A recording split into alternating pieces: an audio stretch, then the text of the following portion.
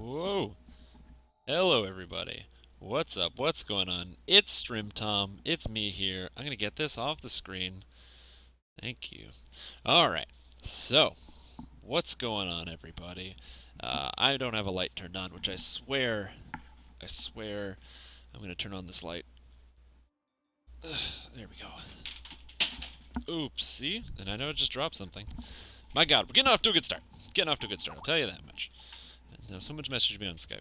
So now I'm going to have to... I forgot to turn this off. Oh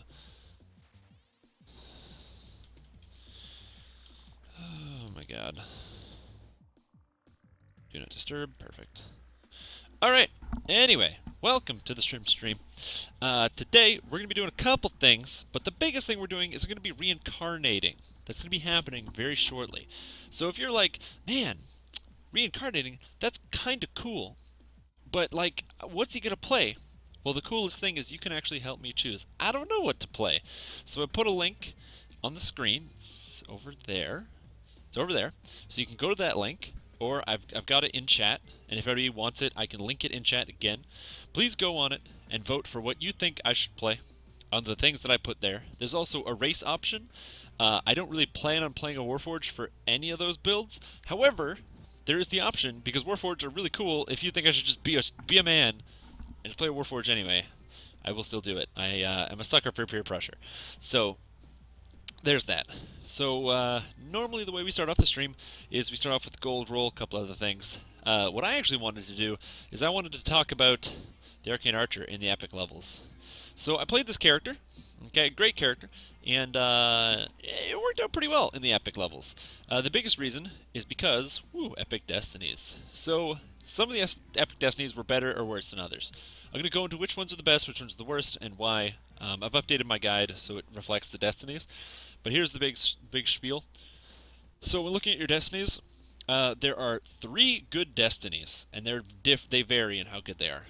So, number 1, Legendary Dreadnought. Legendary Dreadnought is the undisputed lord of the battlefield, as it says right there. It's also the best.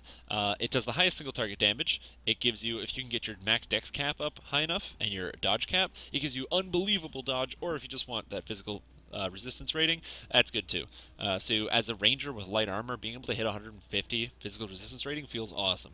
It also just gives you straight up the best damage. When you're blitzing, you get that 90 range power, and then when you have many shot up and your attack speed boost from haste, boom, you're knocking people down with 300 ranged power, well, about 300 range power, and like plus 50% attack speed. It's ridiculous. Legendary Dreadnought is by far the best damage you can get.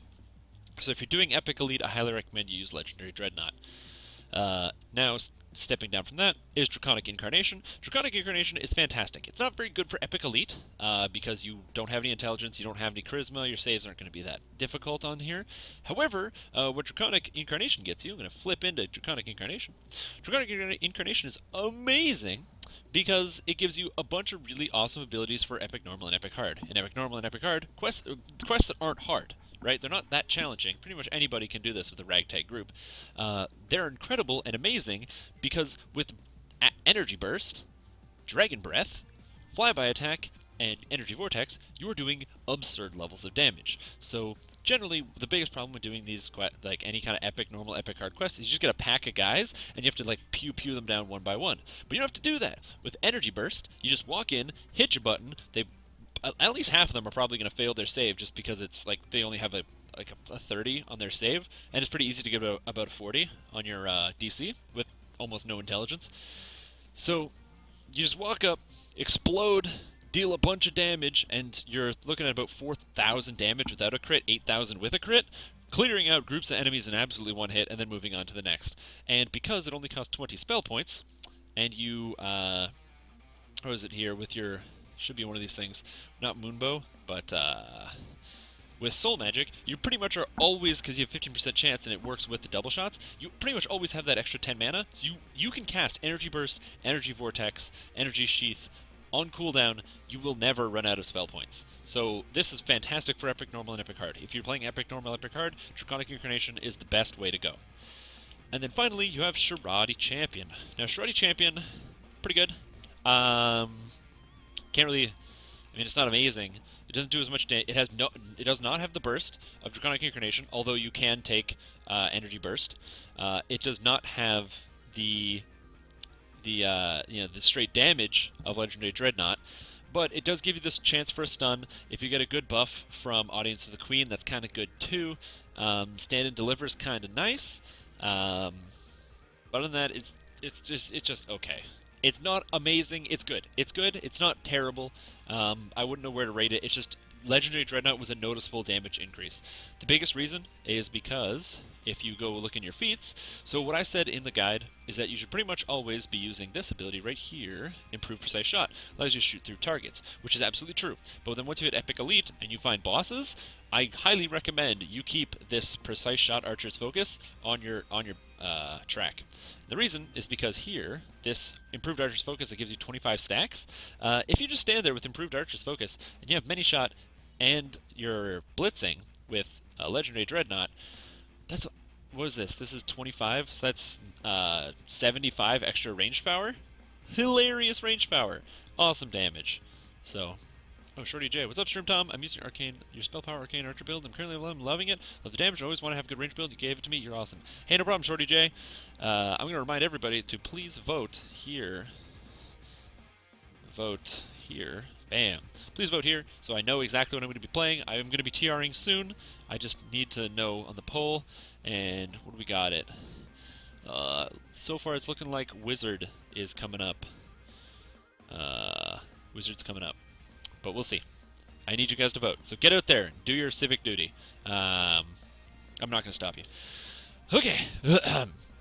So of all the three, Shirati, Legendary Dreadnought, Draconic, as I said, Epic Elite, Legendary Dreadnought, nothing beats it. Epic Hard and Epic Normal, Draconic Incarnation. If you don't have either of those and you're kind of lazy, Shirati works as well. For twists, I recommend running Energy Burst if you're playing Legendary Dreadnought or Shirati. Energy Burst Acid does way too much damage. You don't need Rejuvenation Cocoon because you have Cure Serious Wounds, which does a ridiculous amount. It just heals you for so much, so you don't really need it. Primal Scream is just nice because it gives you 5 Constitution and Strength. The Constitution is just nice, obviously, because it gives you more life. And then if you're not in Legendary Dreadnought, I recommend you have Action Boost Haste, so if you're playing Shirati or Draconic Incarnation, because the Haste gives you more bow shots, which gives you more chance to proc your double shots, which gives you more damage overall. So, obviously a good thing. I'm sure there could be other combinations, but I can't really think of them. Fury of the Wild's not really that good. I tried it out. The bursts you can get with Adrenaline are kind of good, but I just find overall you're going to be getting more damage out of Legendary Dreadnought than you will out of Fury of the Wild. So, and that's that. That's pretty much how the epics ran. Really easy. This character is really, really strong.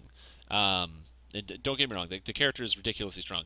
I had no trouble hitting level 30. Like, just super easy.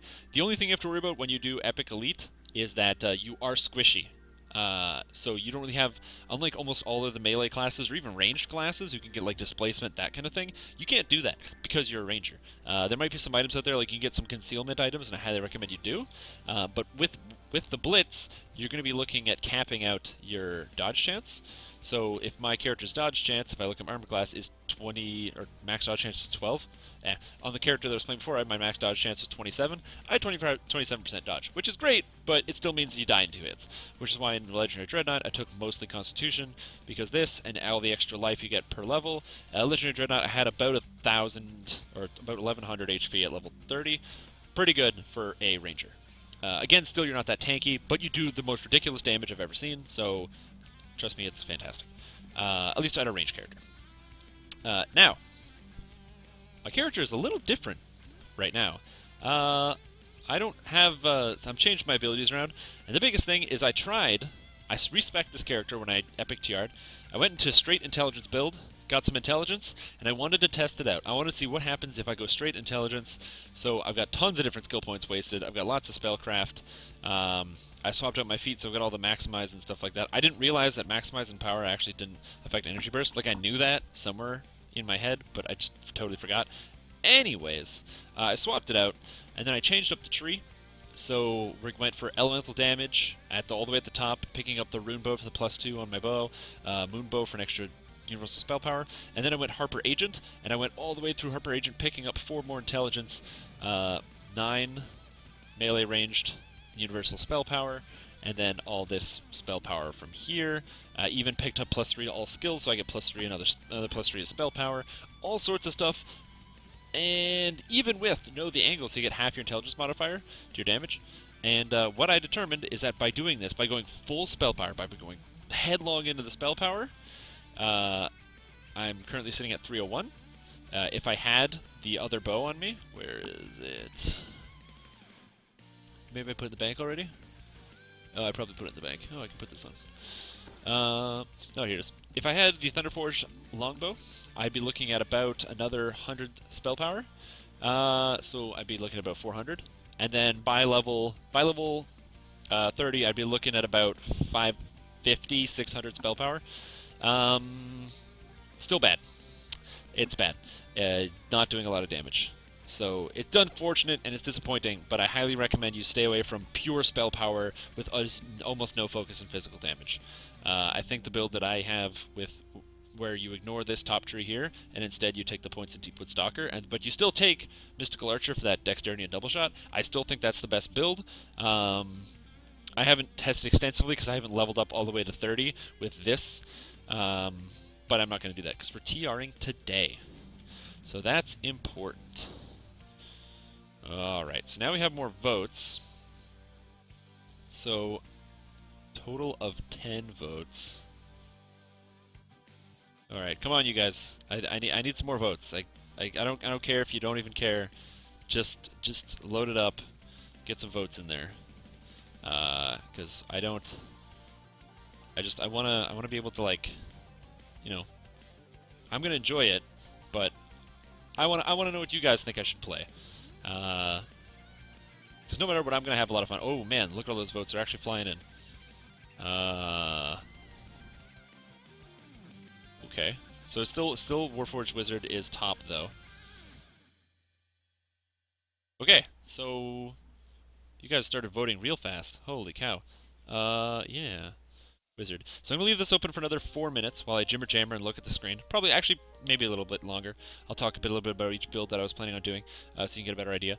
So 100% Force Wizard, the idea is that almost every single wizard that you see out there, you're going to walk around, they're either some kind of weird Eldritch Knight hybrid or something, or they take like a couple levels of wizard so they get some of the Eldritch Knight perks, or they're that Necromancer wizard kind of thing, or they're that weird Magic Missile spamming wizard favored soul paladin thing, or wizard favored soul sorcerer. Sure, whatever, those are all fine wizards. But I was thinking, what if you went pure Archmage and went pure force damage wizard? Just the force spells. So you got, you know, your regular force spells, and you got your disintegrate, you got your ruin when you had higher level. What if you went just pure that? Interesting proposition. That would be the idea for the force wizard build. After that, the Caster Bard build is just that. It's going Spellsinger Bard, getting as much spell power as you can, whether it's Devotion spell power, Sonic spell power, and just running around singing songs and just tearing up the landscape, just ripping it to shreds with your music, with your sounds. So that's the next option there. I really like that idea because every time you see a bard, almost 100% of the time you see a bard running around, you see them swashbucklery, pew pew. And while I agree, swashbucklers are super overpowered because have you seen the dodge that they get? It's ridiculous. They get like 20% dodge out of the tree, which is crazy, like crazy. And then the max dex bonus they get and everything, and they get to add whatever stat they want to their damage. Like swashbuckler bard's pretty crazy. I don't want to do that. I don't really want to be super OP, so I'm not going to do that. Next, then there's Spell-Based Wolf Druid. Spell-Based Wolf Druid is basically Wolf Druid, but using maxing out your Wisdom, and the whole focus is on casting the spells, so like the Ice Breath, the Ice Slide, that kind of thing, for maximizing your damage. Additionally, you get Call Lightning, and a lot of those other spells, and being a wolf, but still being able to like throw a Finger of Death and whatever. I think it'd be an interesting concept. Don't know if it'll work or not. I have to test it. It's going to be one of my builds in the future. And then finally, we have the Henshin Mystic Monk. Henshin Mystic Monk is basically Henshin Mystic. It's the worst monk in the game. Undeniably the worst monk in the game. There's no way to make Henshin Mystic good, or is there? I don't know, and I'd find out by actually doing it. So that's generally the idea. So hey, crazy trickster, welcome to the chat. I'm gonna post this one more time with the vote. Vote.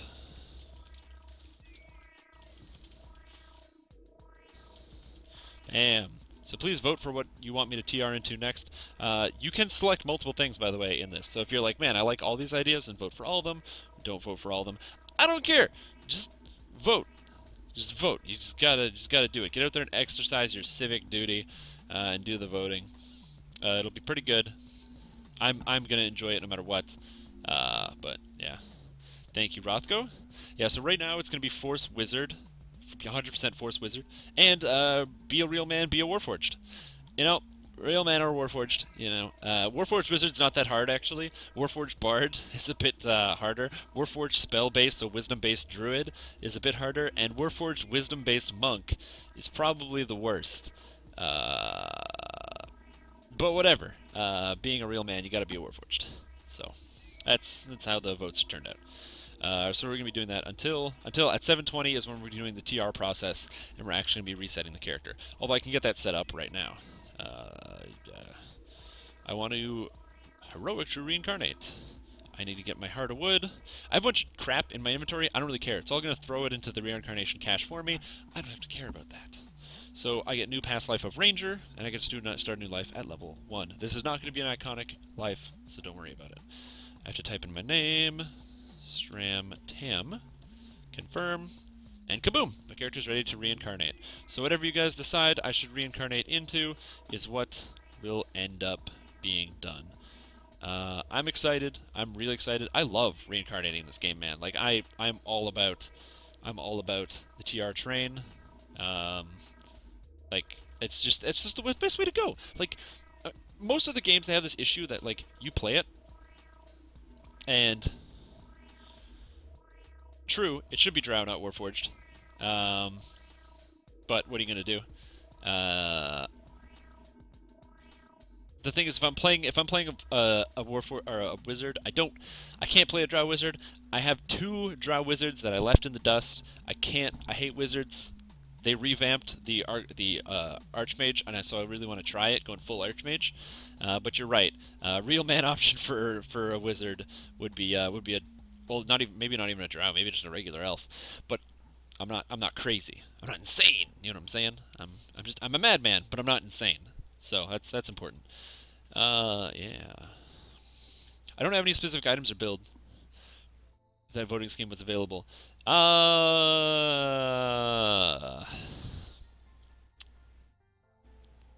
Well, technically it is. I technically could have voted something else. I could also use it technically if race be the best option would be there. Generally, none of these things Warforged would be the best option. I technically would be for the Force Wizard, so I would do something other than Warforged if that won. But as it comes out, it looks like number 1. Doesn't matter how it's spread across the board. The number 1 is obviously be a Warforged. People like robots. I like robots. That looks how it's working. Force Wizard is ahead of Bard by 2 votes, and then Wolf Druid and Henshin Mystic are at the bottom. You guys don't want to see me play a gimped Warforged Henshin Mystic? Like, arguably the worst class race combo in the whole game. Man, I'm sure. You know, I do this for internal pain. You know, that's why I play this game. So, I said 3 more minutes, and then we'll get started. The only odd things I have that could be used for goofy boosting is I have Warforged Titan cookies, and then I also have, what is this, a Hezru cookie? And then I also have, where is it here? Owlbear cookies. So all of these give strength. So the craziest thing is if you chugged all these 3 things, that's plus 10 strength, which is hilarious. So I don't know how that will work, but plus 10 strength. I don't know how long it lasts. This one lasts, what, a minute? A couple things. So that'd be kind of cool. Have a plus 10 strength for like a short period of time and then tear into people. I don't know if psionic bonuses stack with each other, though. For example, if you were playing Kensei and you use the Titan's Grip or whatever that gives you the plus 4 psionic or plus 6 psionic bonus to strength. I don't know if that would stack with, was it the Warforged Titan cookie that gives you plus 6 psionic bonus to strength? I don't know about psionic bonuses, so I couldn't tell you. And we have 2 minutes left. So get your votes in, everybody. Get your votes in. If you haven't voted yet, I'm going to link it one more time so you get the opportunity to vote. in the next poll. So here you go. And so this is it.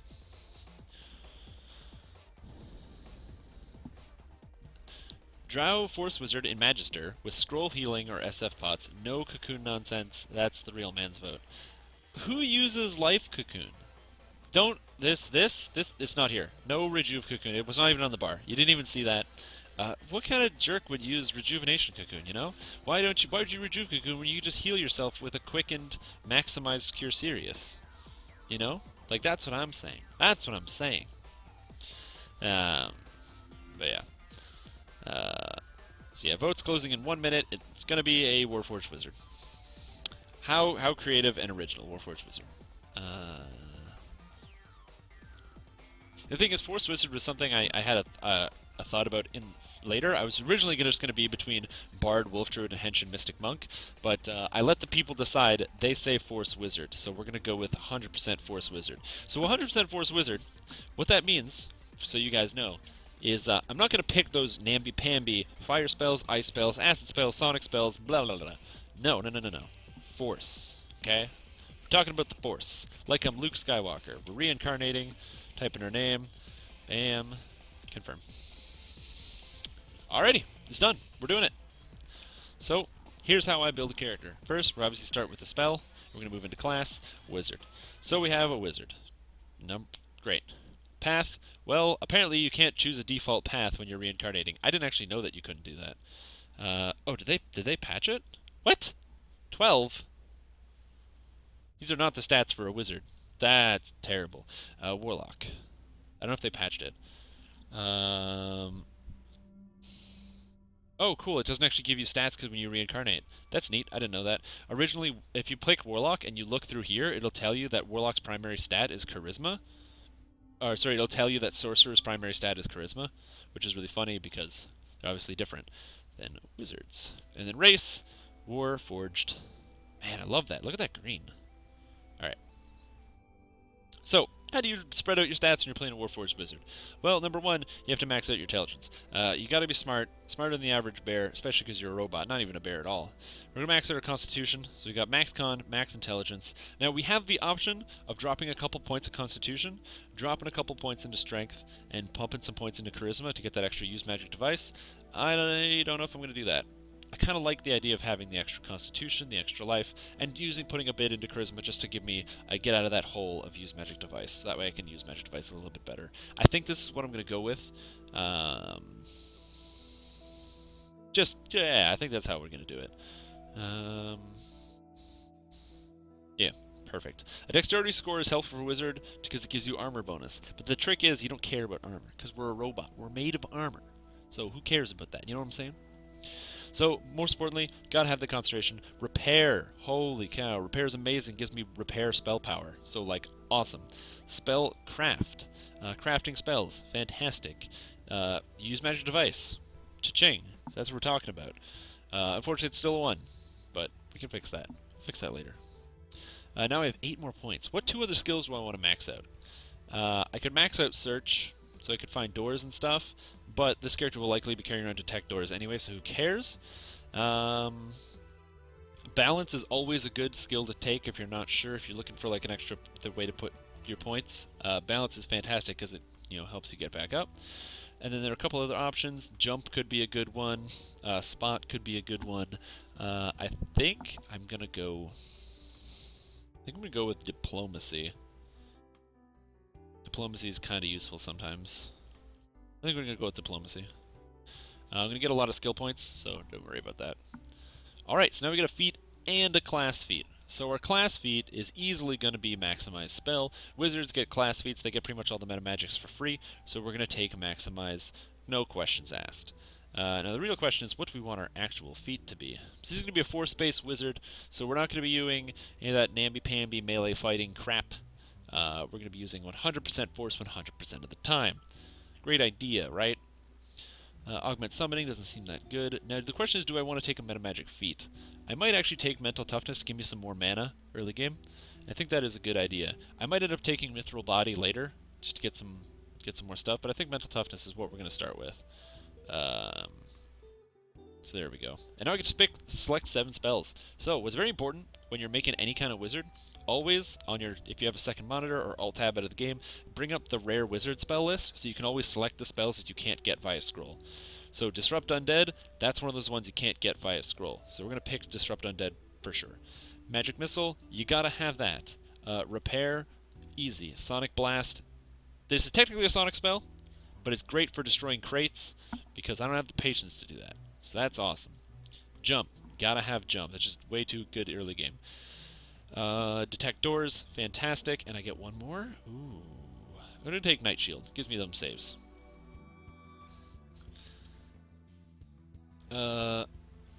I rocked a tin, but need it in the guild.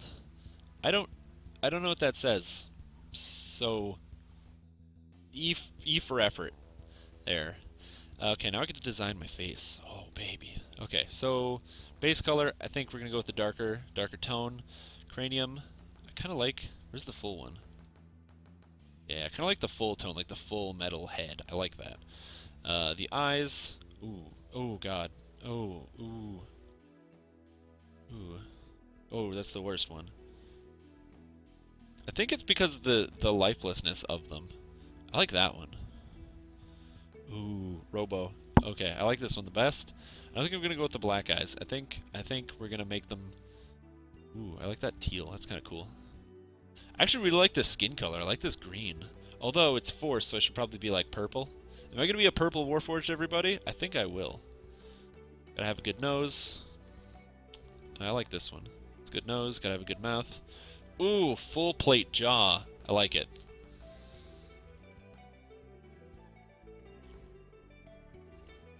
Alright, perfect. Alright, good. Create. B-E-A, beautiful. So now, there's a couple things that are really important when you play a wizard, and it's basically that playing a wizard can be really annoying. Because every time you level up, you have to make sure you go and inscribe all those spells. It's great that you get to have all of the spells, but you have to inscribe them. If you don't do that, then you don't actually have all of them. You just get to pretend you have all of them. Also, please wait. I hope you guys are cool with waiting. Waiting is like how you do. So what I'm gonna have to do when I start here is gonna be a bit of a prep before I actually like just start running and doing quests. And that prep is gonna be going and getting all my scrolls and my spells learned, which is kind of boring, but really important. So I actually have, you know, I can pick everything. Man, what is going on? I mean, I don't mind waiting, but you know, I'm gonna grab a drink. I'll be back while this is happening. Hold on a sec. This is ridiculous.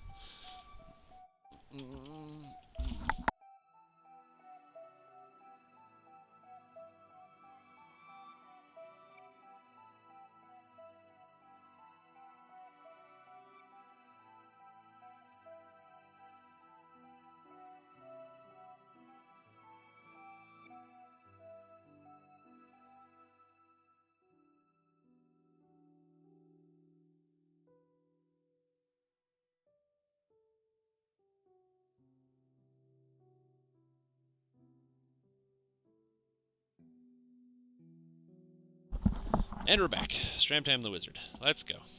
Unfortunately, I don't have that like wicked cool armor that the character started with that makes you look like what's the guy? Talbron Toon. Pretty cool guy. Whoa, backpack's overflowing. You find yourself Whoa. on a shore of Okay, that was neato. All my items like didn't load. Just yard. Yeah. So the most important thing, really good. Best tip I can give you. So I have all this stuff everywhere. Oh my god, how do I set it up? I don't want to have to set up and move all my shit. So you hit the enter key, you type slash UI, then you put a space. Then you type layout, then you type load, and then you type layout. Because that's the name of my layout. Bam. Oh, it moved everything. So now all my shit's in the right place and it's all good. The trick is, look at all this, and it even adds all my aliases. Oh, wonderful. So the trick with this is that once you set up everything the way you set up, you type the same thing, except instead of load, you type save, and then instead of layout, you can name it whatever you want. So you could like UI layout save, and then like, you know, player 1 or something. And then at any time in the future, it'll save a document here in this folder here, layout./layout.layout. or whatever. It'll be whatever you call it. And then you can then load it in the future, so you don't have to load it every single time. So that's like a super cool tool. I just realized I was blocking the here. Aha, there we go. Yeah, this is what I meant with the layouts and this bit here. You can use this. In case you didn't know that. Just to make it easier on yourself. Anyway. I'll get the vote thing off here. Where's the vote? Text. Yeah. I really wanted to play Bard, but we're doing Warforged. Well, maybe we'll do Warforged Bard next time. Can you talk? Skip the storyline, because now we do the prep. Ah, you can't just play the game. You gotta prep. So give me that wand of fire finger. Totally useless wand. Stepping out of the grotto. Yeah, the problem is if you make a lot of characters like me, it can be really annoying to have to like make a character and then click all your bars and set everything up, or you start on a new server. This way, I can type in a command and boom, moves all the way over.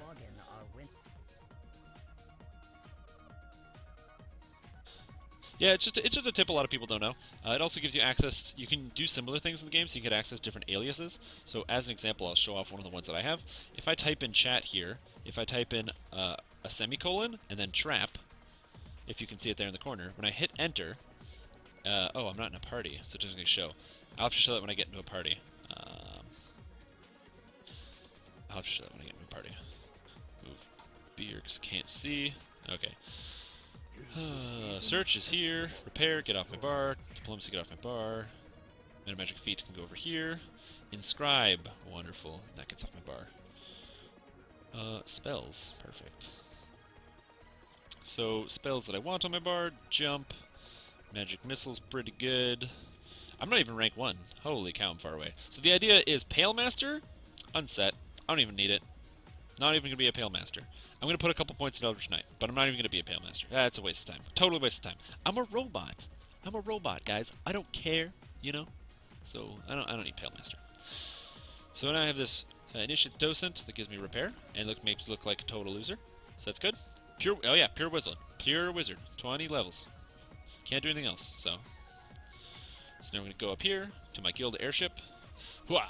So step number 1, if you want to play a character and you want to be good at the game, trick is click this little bar here and watch all these buffs go across your screen, because this character's never had them, it's just loading. 63 life, 215 spell points. Holy guacamole, this guy's rolling. So this is the way to do it. Cool. So now I'm going to talk to my bank guy, and I'm going to start peeling things out of my bar here. Nope, totally useless. Doesn't matter, totally useless. I like the idea that you're going for, like having extra life is good because you have more life. But what you don't understand is it's just totally useless. I don't know how else to describe it anyway. You see, by having more life, you'd have to put points into a tree you don't want to put points into. Also, this item's hilarious and I can't use it, but it's a Vorpal Dwarven Axe and you should use it. Ring of Wizardry 3, I want that. And looking down here, there's a mall that I don't want. There aren't a lot of items in here. I'm going to be doing a lot of item collecting myself. Mantle of the World Shaper, small gem bag, gold seal elixirs of healing. That's useful. Give me the bag. Thank you. Rapier I don't want. Components I don't want. I hate having so much stuff that I have to scroll through it. Voice of the Master. Collectible bag. If only there was a way I could like speed up this process. I'm looking at you, Turbine.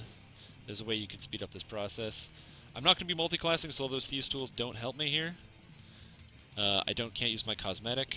I should probably buy one though. Oh my god, there's so many items. Ingredient bag. It's true. As a new player, it could be useful. But see, the idea behind this build, this character, is that if I don't take any damage, I'll never die. So as long as I can keep on that mindset, I'll never die. So, key to Evening Star, obviously I want that. Curse removal potions, goes without saying. Cool. I think that's all the items I can use. If there's anything else, I'll think of it later. But I think it's all the items I can really use. Is there anything in my shared stash I can use? Shared stash, shared bank. No, just some swords or whatever. Totally useless items. Great! Ooh, Scepter of Kinetic Lore and Potency. That That's pretty good. 12% crit.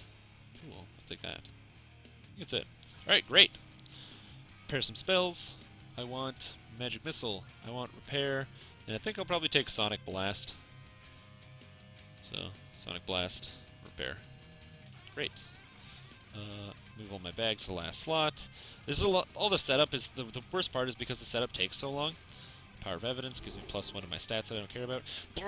Maul.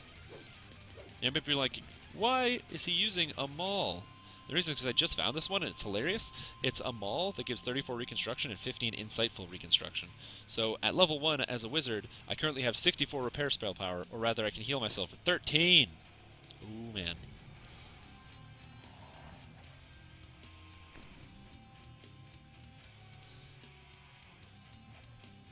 Oh no, I haven't already explained it. It's just that the idea behind this is I'm going to try to make it without putting any points into the Pale Master tree.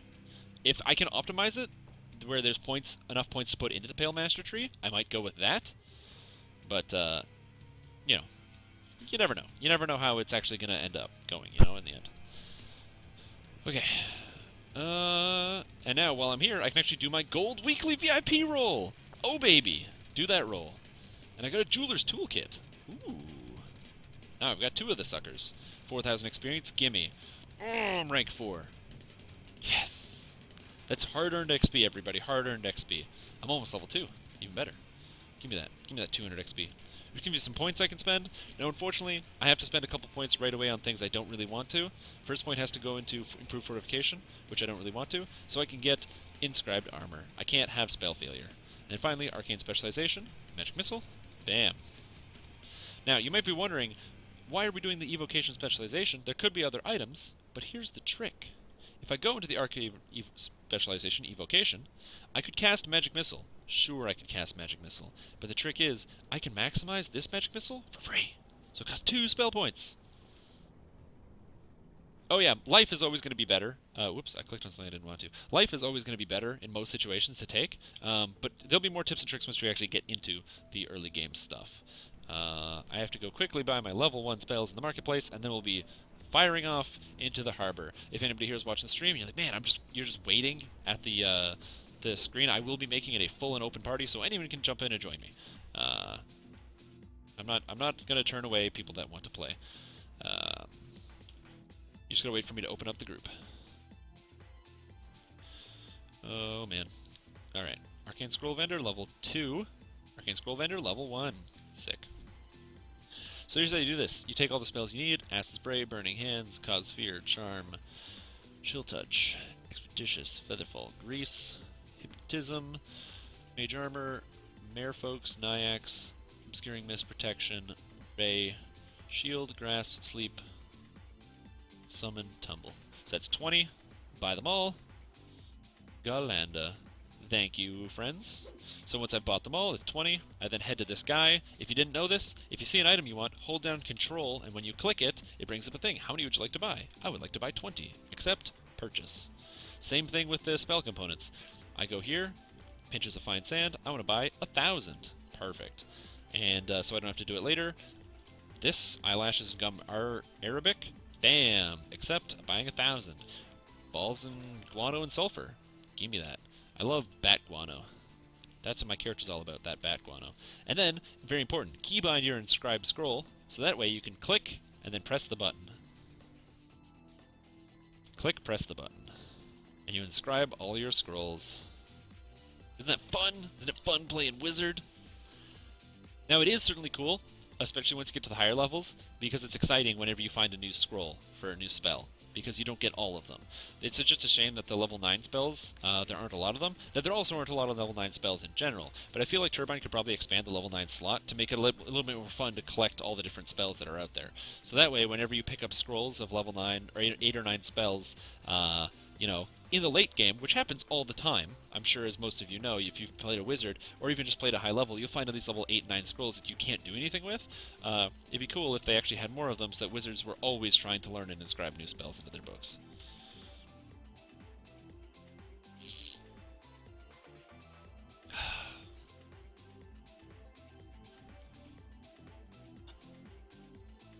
Isn't this so much fun? That's how you play Wizard, guys. This is why I don't play Wizard. Because of this. This right here. Oh, God. Did I miss one? No, apparently I didn't. Neato. I put all my bags in the last slot just so that I know where they are. They never move, so having them in the last slot means they stay out of the way. I also have this Ring of Wizardry, which is 75 mana for level 3s, so I'm excited to be able to use that. Okay, I think I have everything, so let's see here. We got items that we're going to equip once we hit max those certain levels. We have a key. We have all the items we need from our inventory. I think we're good to go. No, not evocation, pure force. I'm not going to be casting those dinky-ass fireballs and shit. Totally useless. Totally useless spells. No, totally useless. All about force damage. Single target, force damage, or even... Oh man, I can't get out of the water. Oh no. Cool. So level 1 to 3, and we're going to be starting with the Caneth Crystal Elite. Korthos Elite, all welcome. Update. So if you guys have been camping, you've been camping the LFM, there it is right there. Korthos Elite, all welcome. 1 to 3. Yeah. None of that AoE, fireball-y, acid-y garbage. If it doesn't do force or untyped damage as a damage source, I'm not going to use it. That's just the way the character's going to go. There we go. See, I'm telling you, great minds think alike. So, the best tip I can give you, you want to play this game? Pick up Byron's Sword Scout. Once you buy one of him, you will never have to fight any other monsters ever again. Byron will kill every single monster for you. Great hireling. Chain Missiles is also super overpowered. If anyone's never experienced Chain Missiles, it's really overpowered. I don't need Force Missile here, or Magic Missile, because I can cast Magic Missile maximized. I'm going to take Night Shield so I can actually have some defense. I don't know why I just cast that. I'm not on drugs or something, I swear. Yeah. I don't exactly know how I'm going to put points in, like... What order, but we're gonna see. Cool. I've got my bravery bonus going, 195, and we're good to go. Let's roll, everybody. Pull up some Byron Sword Scout, so it gives me the first time bravery bonus 50%. If you're gonna get into doing epic levels and epic TRing, you really need to work on getting your bravery bonuses. That's really important. Byron Sword Scout, so wonderful hireling. If you put him on just active, he's just going to run and kill everything before I can even see it. The trick is, I'm just going to point at the ground and throw down Sonic Blast to stun the guys before they can break the crystal. It probably is really good with Shirati. I don't know if this character is actually going to get there, but we'll see. Cool. See, Byron does infinitely more damage than I do. I also don't have Quicken, which I probably should have taken. I'll probably take Quicken at level 3, though. That 10 damage with that Magic Missile. I can even heal Byron. 8 healing? Damn. I thought I could do better than that. This character is going to put a lot of points in the Warforged tree. Gotta get that stun.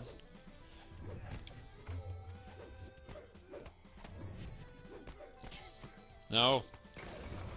Dang it. He broke the crystal because I couldn't get the stun in time. Oh, okay, we gotta restart. Sometimes you get lucky, sometimes you get unlucky. This time it appears I got unlucky. I don't have Quicken, which I probably should have taken instead of Maximize. We'll see. Try again. This is, honestly, I think, the hardest quest in the game. Well, welcome. We're inside the Caneth Crystal. I think, legitimately, this is probably the hardest quest at level 1. Just because you have to protect this crystal. And if you don't protect it, you know, it gets blown up, and it's really hard to protect it.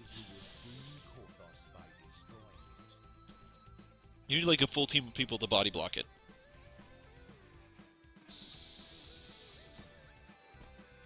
Byron's killing people.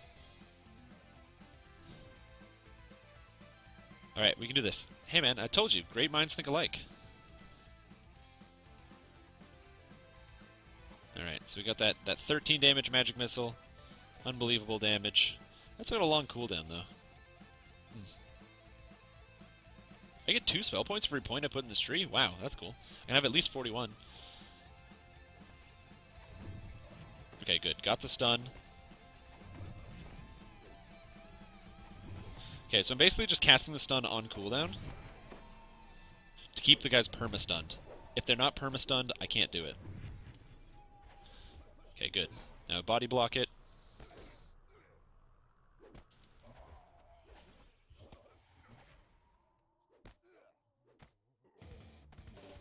I will likely be using web, but because web is not a namby-pamby fire spell or like a acid spell or something. It's a good old-fashioned hard spell. Hard CC is good. I'll have a high intelligence, so I'll be doing stuff like that. But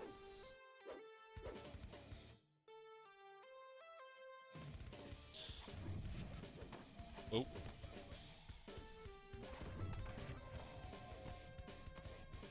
go Byron. See, Byron is the best. He's the best teammate ever because Byron doesn't really care. Oh, oh God. Eat my damage, monster. Cool. And then the last one spawns over here. This is how you know you play the game too much. The last guy spawns here. I know that because I'm a total loser. If you're a total loser too, just like me, you'll know this. There he is. Goodbye. Boom. One quest down. Next, or the rest to go.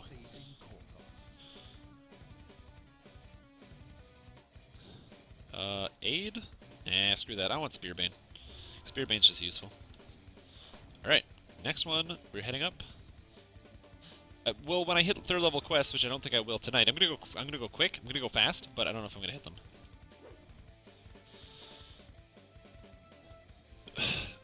them. Ice Storm scales largely off of cold damage, unfortunately. Cool. So now I have Byron. Set him on aggressive. I hope I'm actually hitting stuff. Man, I can't even get my spells off. Byron will just kill everything. I don't have to care.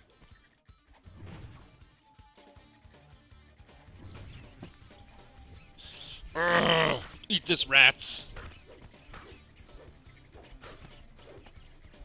Take that. Okay, so the way a lot of the spells break down. So if you're looking at like I'm trying to think of like a good character comparison. So spells that have two components generally will use the force component. So for example, Ice Storm scales off of the force damage. However, spells like Meteor Swarm are split. And other spells like Cyclonic Blast, which is untyped, actually does it's technically wind damage, so it doesn't scale with either. Which is kind of ridiculous, but whatever. So one of the reasons we're starting around meleeing stuff and having Byron do things is because just like any other standard wizard, at level 1, my character is totally useless. My character will never be able to do anything because I'm a wizard. That might sound biased, or like, oh man, you're like hating on wizards, but you're playing a wizard. Yeah, I hate wizards. I'm hoping that the new Archmage can like turn like my attitude up with regards to wizards. I don't know what level I get chain missiles though. Chain missiles is basically what makes wizards fun.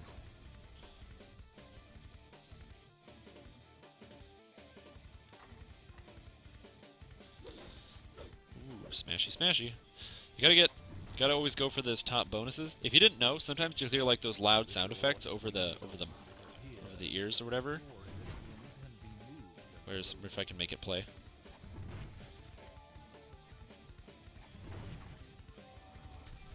That sound where it does like that crashing sound. That crashing sound basically means, hey, guess what? You've hit enough. You've hit your next goal. So when you hear sounds like the breaking box sound, it means you've gone up a tier of ransack bonus. And when you hear that loud roar, it means you've gone up a tier of aggression. Or when you hear that like ka-chink whenever you disable a trap, it means the trap's gone up one. So there we go. Okay, puzzle time. Do do do do do do do do do do. Whoopsie. Bam, like so. Grab scroll, and we're good. And now we head out and we head to the next one. I've got one more action point. Ooh. Wielding an orb or a staff. I don't know if I'm going to wield an orb or a staff. I might, but probably won't. So I think Energy of the Skull is probably the best. What is this? Gust of wind? I get that for free at 6. It's kind of bad. Alright, so now we talk to Kaja Bauerdowder. Get Hayton's Rest, and then we head into Hayton's Rest. I'm trying to give as many tips and tricks as I can, but unfortunately, because I'm just playing a namby-pamby wizard, who I will continue to make fun of because I don't like wizards that much. Yeah. Blah, blah, blah. I don't really have a lot of good advice for wizards. So what I can do is I can search, though. You found some kind of secret door in the wall. Once you open it, Whoop! Get the stun. Legendary stun. Ugh! 10 damage. Oh my god. Melee, that's what I'm talking about. Look at this. What a beast! Just smashing people's faces up. I usually fireball, web, and acid. Oh yeah. None of that. This is all about... Oh, trick here. Destroy the altar as quickly as you can. If you destroy the altar before the guy starts talking, you get the optional XP. So that way you don't have to use you can try to kill the guy, but killing the guy doesn't really work that well. I highly recommend you destroy the altar first. So that way you just guarantee that little, like, 80 XP or whatever it is. 81. Take this. Ooh, crit for 21. That's what I'm talking about. Maximize.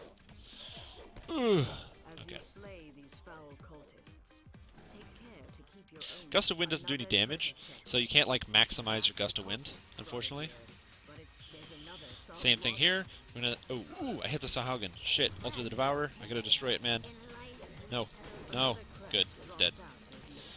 Now, Byron does crit for 44 damage, which is hilarious. Look at that. 23 damage. What a joke. The guy's amazing.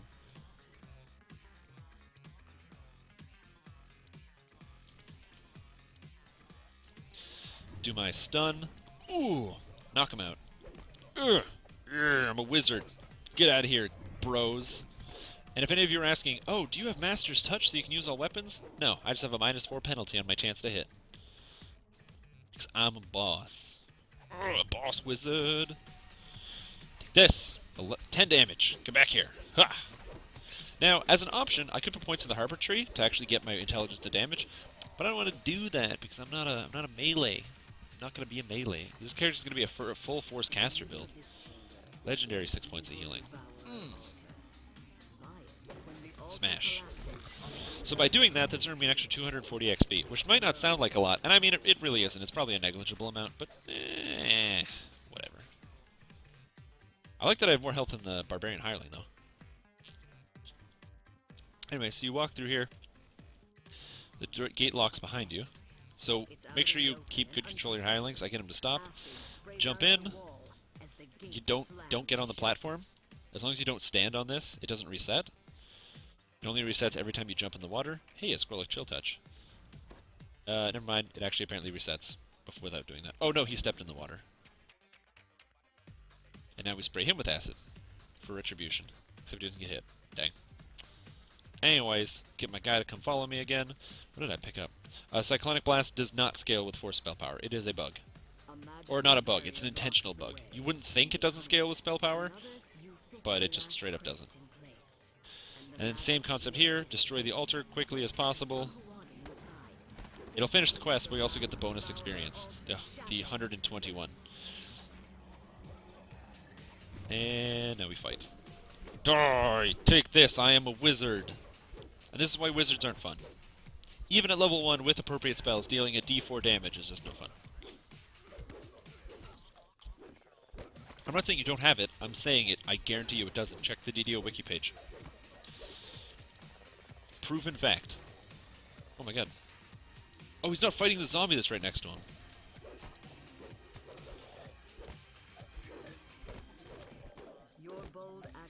Perfect. I'm like 100% sure it's an air spell or something, and it does wind damage. Shield of Deception? No. I was like pretty sure. I'm like pretty sure. I could be wrong. It's possible.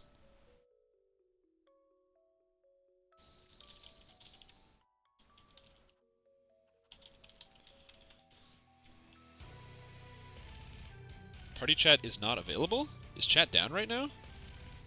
Hold on. Let me log out and log in real quick. There's something screwy going on. I'm not in the chat server, apparently.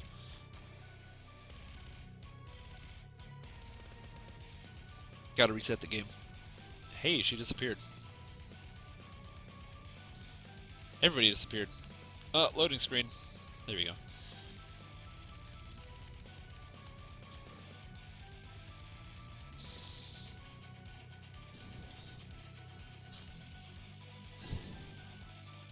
Alright.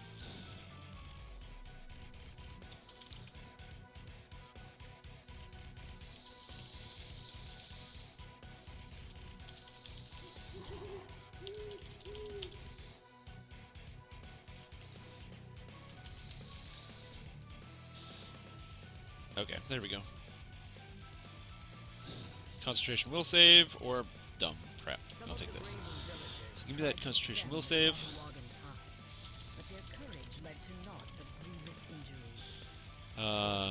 Because I had to log in and out, I have to hope Nashwald will give me lead back, or else I can't do this. Hey, when I logged out and logged in to reset the game, it gave you lead. Could you please give me lead back?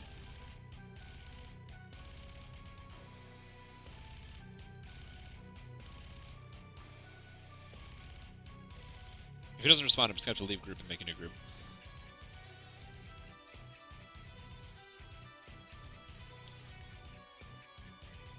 Hello?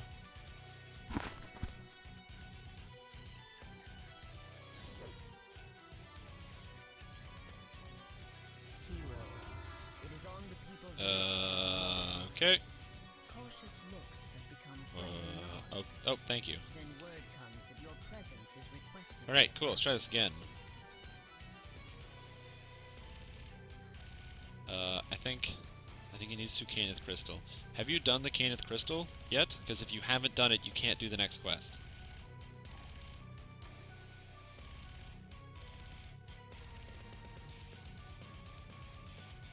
Hello? Okay, I guess he doesn't. That's weird. Anyway, we're doing the collaborator, so... gotta find the wizard trainer first, because I leveled up! I don't know where the wizard trainer is. Like, I want to be patient, but I don't know what to do, so... Bard trainer, wizard trainer, this guy. Advanced next level wizard. This is Vizard. Game loads. Gimme, gimme, gimme, gimme. There we go. Oh, I don't have Master's Touch. Now I do. Haha, perfect.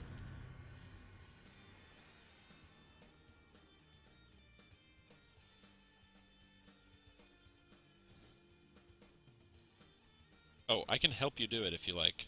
So here, I'll help you do it so that way you can do the next part. Ahead is the cellar where the Caneth Crystal is hidden. I like to help people. I don't like it when people just don't respond to you when you type to them. But, I don't know. From the magic crystal. So I don't need to do this, but I can. Also, I need to equip another spell, because I have another spell to put in my spell slots. I don't know what I would put, though. Die. The biggest issue with this is I just have no item that gives me force spell power. So my force spell power is only 15. Wait, 15? Why is it 5 less than electric and fire and light? It's weird. Why is it lower? It scales off of spellcraft, which is 13.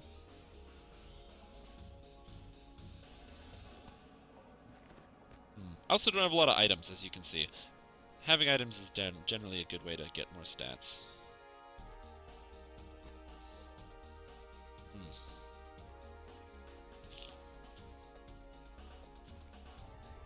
Cool, now I can heal for 16.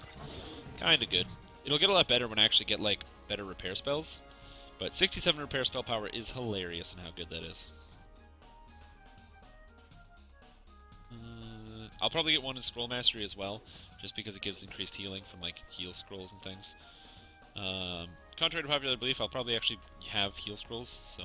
or use heal scrolls. 2%, 2%, 1%. That's kinda cool. Hey, I'm not paying attention, don't fight me. What's this? Arcane Supremacy. Your expensive spells 10% to trigger Arcane Supremacy. Ooh, that's still pretty bad. This is still pretty bad. Arcane Bolt seems like it's okay. Force 5-second cooldown for maximizing power bolt. That seems not that bad. Alright, now we're heading into the tavern to get the collaborator, so make sure you update with all the people.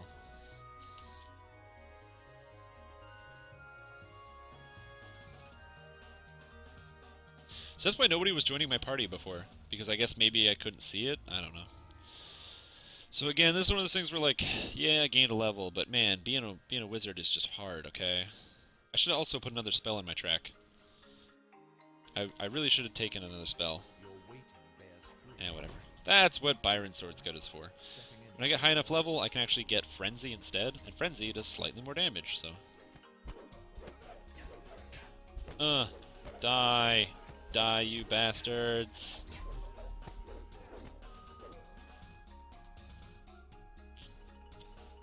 Now, if I had played Bard, though, let me tell you, Bards, once you get the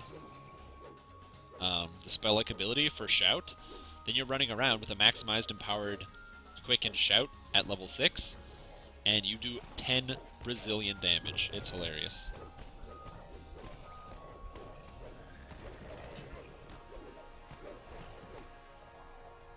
Your stalwart defense gives the Sahuagin pause. Repair spells. Hear more of them gathering outside for a final assault.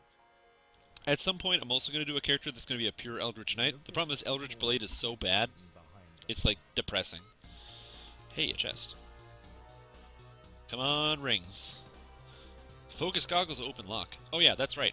I just realized I can't do the build. What do you call it? The monk build, the hench mystic build, because Turbine has to fix the concentration 0. Until you fix concentration 0, because there's no concentration items in the entire game that you can get from loot gen, you can't play hench and mystic monk build because concentration is so important to that build.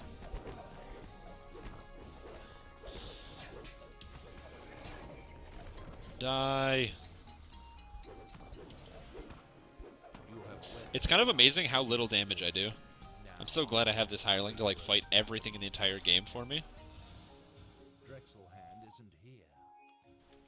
I love it. I think the new random loot is the honestly the best thing that could ever happen to this entire game. The new random loot makes this game like so much like Diablo 2, and Diablo 2 is one of the greatest video games ever made. I love Diablo 2. There's a reason I played Diablo 2 for 10 years. And the random loot system and the champion system basically makes this game like a different version of Diablo 2, and that's perfect. That's genius. I love it. I'm so happy with that.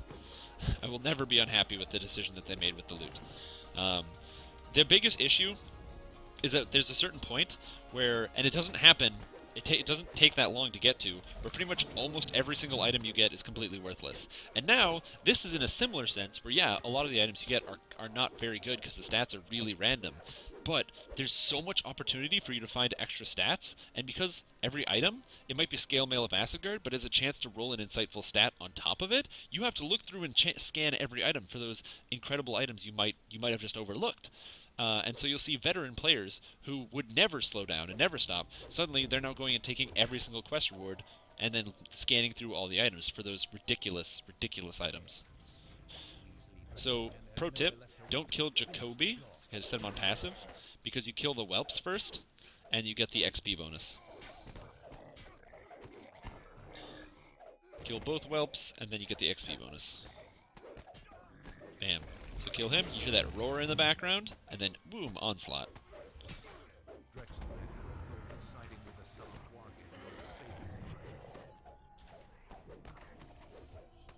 Take this. Perfect, then we loot the chest. Reconstructed light wooden shield. Perfect, that's 42 reconstruction. So if I can get a one-handed item, that would be perfect. Just like a wand of whatever, or not a wand, like a force thing. I honestly think though that the new loot system is the greatest thing to happen to the game. It's so cool. I don't care that the average power level has gone up.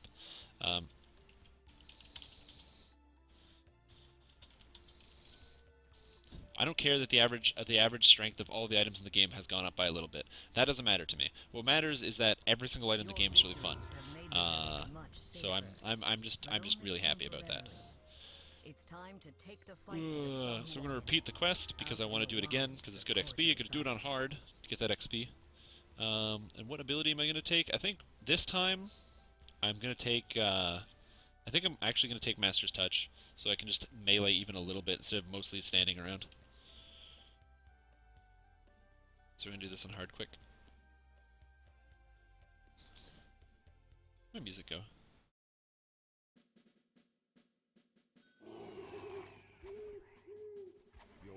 Okay, Master's Touch apparently didn't cast. Oh, it casts on the weapon, right. Cool. So now I can actually hit these guys with my weapon, which is one of the most important things. Actually hitting with your weapon is kind of important. Because now I have plus 11 instead of minus 4. Oh, no, I didn't. Here, let me show you. Ah. Because now my chat's working.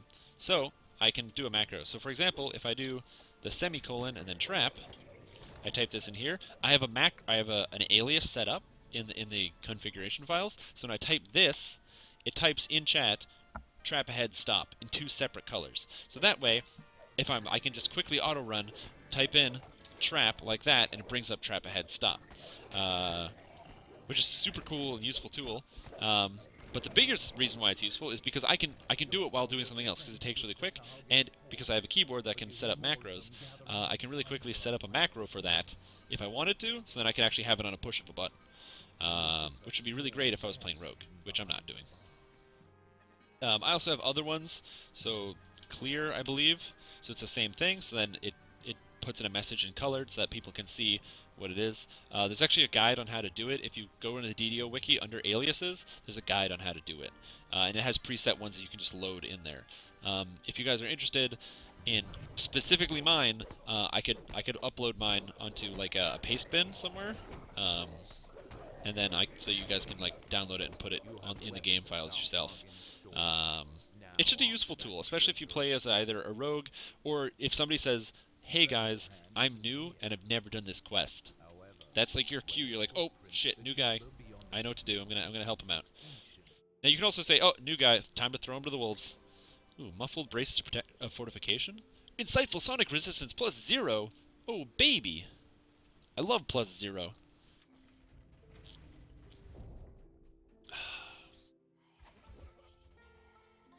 Whack, whack, whack. +11. What a monster.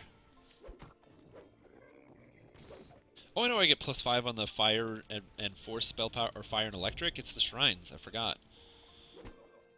Die! The other big reason I'm doing this quest twice is because there's 3 chests, which gives me a triple chance of actually finding an impulse weapon. Hopefully. I don't mind lugging this around, but hide and diplomacy on a cloak. Gimme, gimme. Ooh. Look at that. That sick 7.5 diplomacy. That's what we're talking about.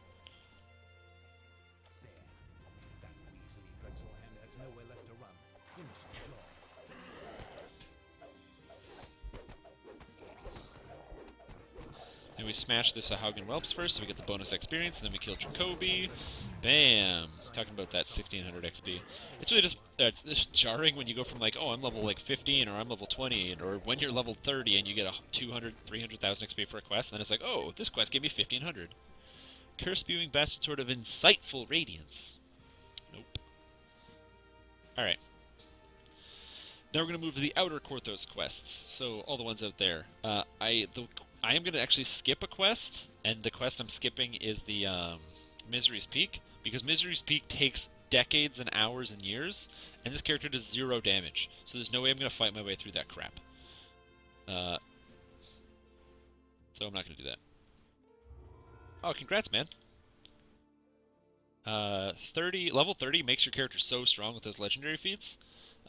There's the one that gives you like 20 ranged melee spell power, all that crap. Oh my god, so much damage. Tell you that much. So redemption. And sacrifices. So now we're going to move it up to the next one. The next one we're doing is called Stopping the Sahaugen on Elite. Oh. All elite, all the time, all welcome. Update. You gotta make sure everybody knows it's all elite all the time. Cool.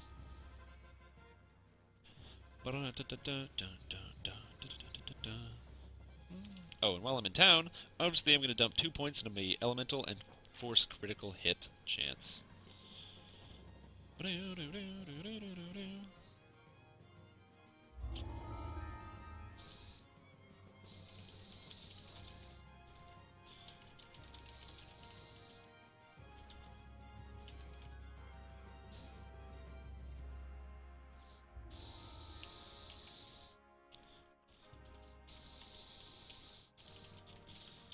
Perfect.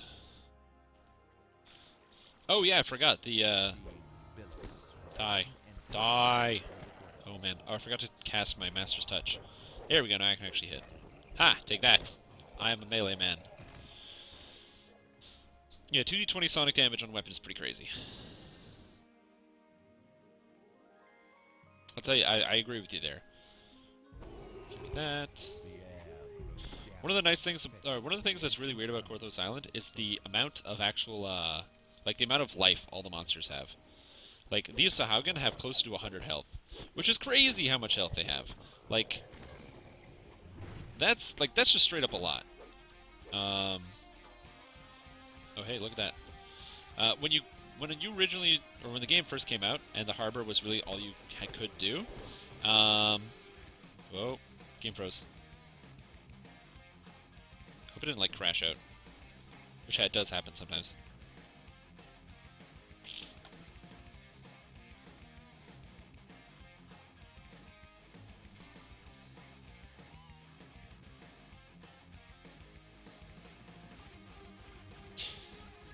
Yeah. That's weird.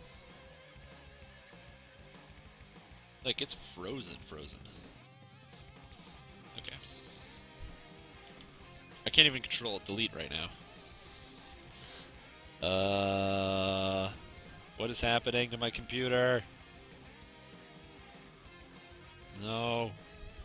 This is really disappointing, because I do want to play the game, but I can't.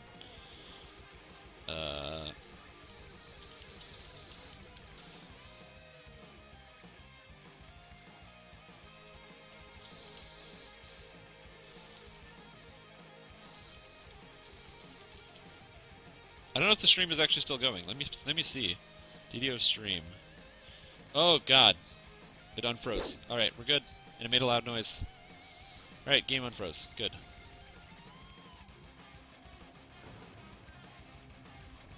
I don't know if it froze on your guys' screen. I don't know.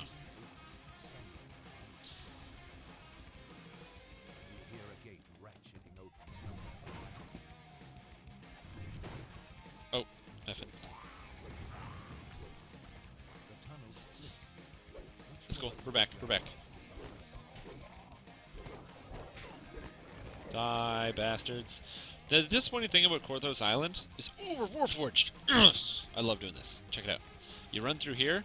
Haha, acid. Hehe, give me your poison. Ha ha ha ha, I'm immune. I don't care about monsters. That's a good feeling. Alright. We recovered. It's all good. Die. The problem is because the magic missile gets its extra damage every 2 levels. So.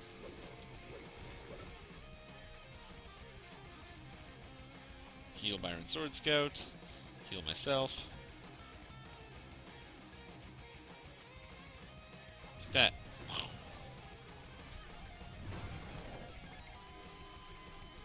To get to me, go into Korthos Island. Then, when you get in, jump off the cliff to the left. I already shared the quest for the quest, stopping the Sahaugen, and jump into the water, and then there'll be like a sewer pipe there. Yeah, one missile is like really depressing, man. Trust me. Also, instead of having to go around, you can search through the secret door, blah blah blah. I don't really have any pro tips for this quest. You hear a slight rumble from the larger one, but then it stops. Oh right, you have to do it twice. I know what's going on here. The second strike of the gong produces the telltale sound of Alright, jump in the water. Smash up some dudes' faces. Take that! 10 damage. And that's why we use the melee. Wizards, man. Telling you, they're not. It's not good enough. Die. Die! Ah. See, this is where one of those situations where like playing as a melee is a lot more fun. Melees are a lot of fun, I'll tell you that much. Damn it, I just scrolled down. And I'm purple, by the way, because force damage is purple. So if my character's purple, it's like I'm like a force damage based. You can search the secret door here. Obviously, this isn't really a pro tip because if you have search, you'd know this already, or spot. Oh my god, Hireling, come on. Take this. Take this.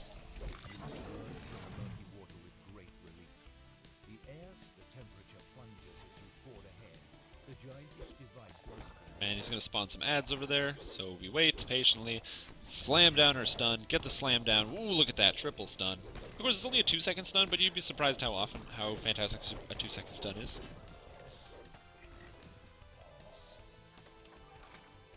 Boots of Nimbleness, what does that do?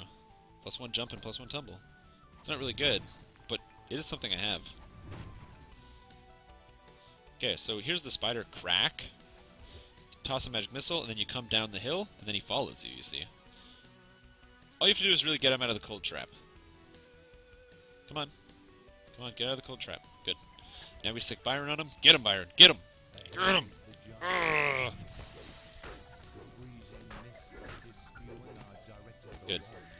Now we teleport Byron to me, and make him stand still. Then hug the left wall here, and once you see it, the blast go out, not those ones, but the side ones, then you jump over it. Smash up all the bodies. Perfect. Alright, this puzzle, really easy. First thing you do is you want to turn off, basically, you want to stop powering these sides. So you just do whatever you can to turn them off. So you just turn them off. So this side of the puzzle, this is the left side. You turn this puzzle tile here, you turn the one next to it, and then you turn the one on the other side. So it's like you're turning like 1, 2, 3, 4 tiles here. Then you get to the other side, similar problem. You just turn this one. You have to go down on the side here. I remember the first time I did this quest, I had no idea. Because they revamped this quest since from what it used to be. And yeah.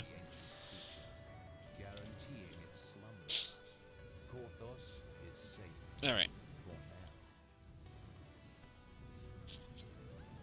So yeah, I don't know when this character is going to become entirely fun to play. This is why I don't understand people that like wizards. I'm going to do a lot of wizard bashing. I really don't like wizards that much. I'm trying to change it, but man, like, I hate wizards, man. I know if I picked a class that did better damage.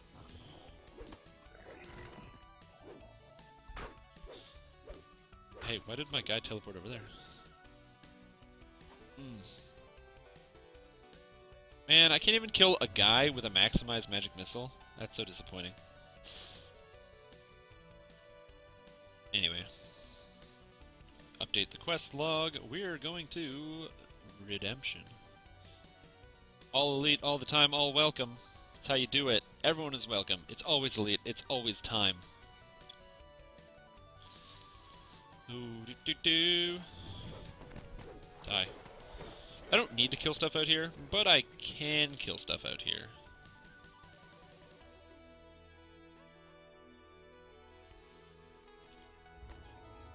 Oh, hey, look, he's killing rats. See, that's why I like it. I like Byron. He takes initiative, you know? Okay, die. Oh my god. Oh, your god. Everything must die. Slowly. Yeah, a lot of different character classes have a lot of different ideas you can put them through, but these characters don't. Wizards don't, really. Super Mario Bros. Okay.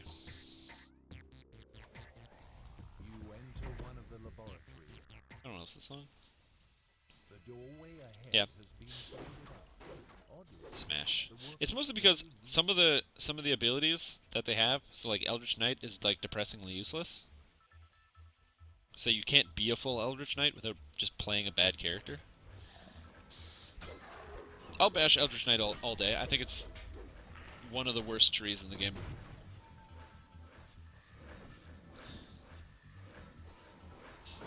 Oh, I can even find the box? Hilarious. Didn't realize my search was that high. What is my search?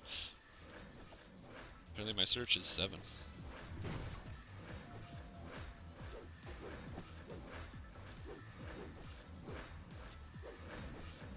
I have a rogue, why not use it?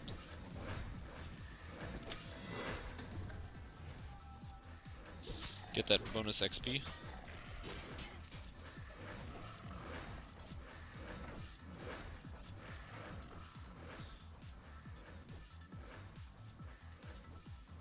Oh my god, dude, it's right here.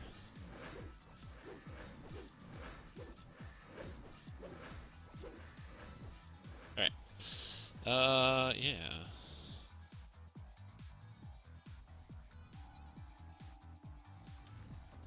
I'm trying to think of stuff to say, but like, man, it's like wizard gameplay, you know? It's not even like bards where you get to sing like a goofy song, but... Or wolf druids where you get to turn into a wolf, maul people. It's like, rawr. I think my next build is absolutely just going to be the wolf druid idea, because, man, just mauling people. You know what I'm saying? Like, rawr. Might be a dwarf wolf druid. We'll see. I don't know.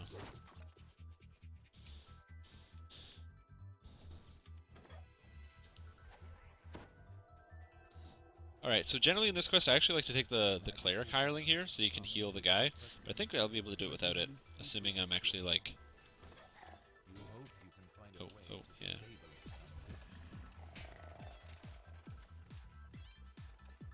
Lockpick the door.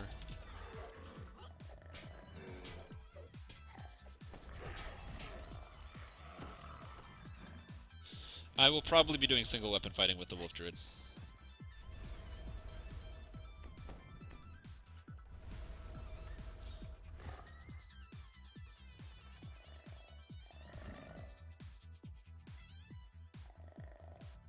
Can you please lockpick the door?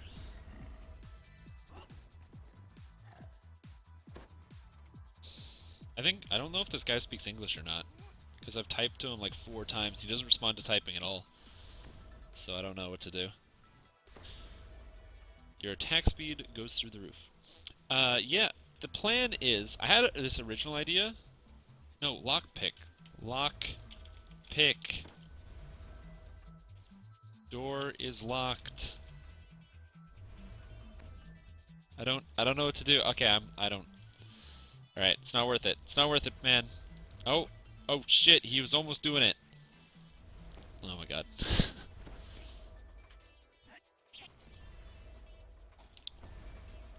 Oh, there we go. It's happening. Yeah.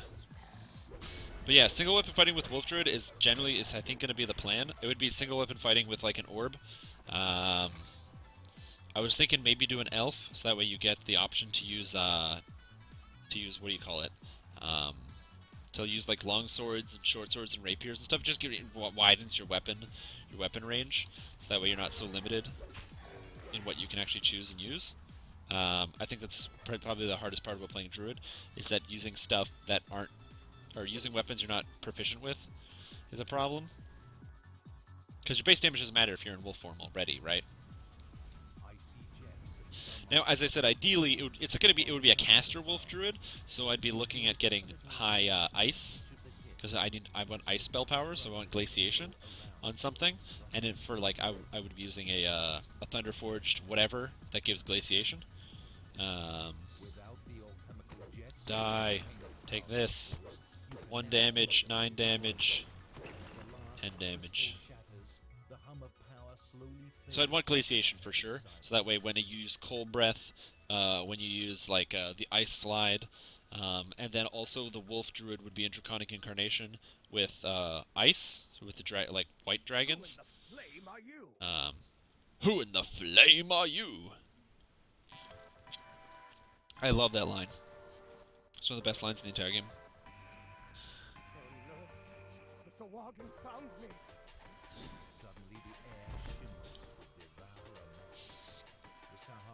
So basically all I'm going to do is spam the stun at the ground until this is over.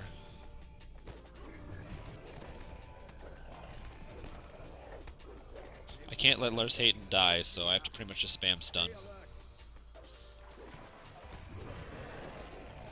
As long as I spam to stun, he won't die, in theory.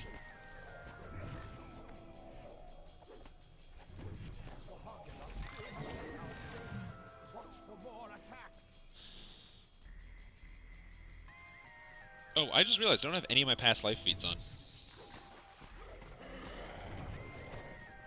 Blade Forged. Heroic past life feats? What is this? Oh, +2 damage and +2 elemental resistances. That's cool. And Colors of the Queen. So I've got Colors of the Queen and I have Blade Forged. Cool. So yeah, I get an extra repair spell power. So even better. So there we go. So now I'm at 81 repair spell power. Your Warlock blasts? I thought you did a decent amount of damage. Gotta be honest though, didn't like the fact that there was the whatever it's called, Radiant something. The this one, Divine Wrath. Divine Wrath does like way too much damage. Shouldn't be using Divine Wrath more. Divine Wrath does more damage. Telling ya. And Lars Hayton's still at full life, so this is good. Byron's doing his job. Yeah, you do it, Byron. You kill 18 of these guys. And just keep mailing, or just keep hitting it. And we did it. Lars Hayton, full life. Byron, whatever. We beat them off. This time. Here we go. Kaja, yes, thank you. Blah blah blah, give me the treasure. Treasure's the most important thing. Magnetic Shield of Repair Lore. Ooh. Totally useless. Alright, cool. Hit up, we're gonna update the thing. We're gonna be heading up to the sacrifices.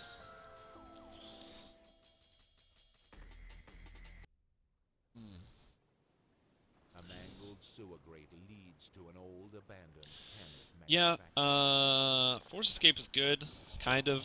The problem is, with all of the things that get you out of things that lock you in, a lot of abilities don't work like that. Any of the newer stuns aren't affected, and a lot of the abilities don't work. So, for example, out of the Harper Agentry, this is a pro tip, if you think that this is good, Harper's Freedom, it's not actually good. It gives you the +10 on saving throws, I guess, which is kind of nice, but the ability itself isn't very good, because it doesn't work when you're helpless from most effects. So for example, if you get knocked down, it doesn't help you when you're knocked down. It doesn't pick your character back up. Stuff like that. So a lot of the big status effects that will kill you, it doesn't stop. It stops you from like a couple situations where you're like helpless, but it's not that many. So I don't really like a lot of those abilities. I mean, Force Escape does damage though, so it's kind of nice, but you enter a musty hall, heavy with silence and the weight of dark stone. you rage. Throw this at the ground, stun the bats. Oh, take that, bats! Take that. I love it. Byron feels like he's not himself. He's not killing people. I mean, something is wrong when I already have 3 kills, you know, as the wizard. Stun. That's what I'm talking about. I hate bats, because you can't hit them, but stuns.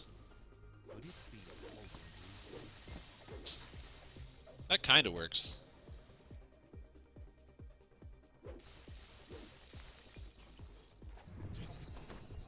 Alright, so now we're just going to clump them and whack them. Oh man, I don't do any damage.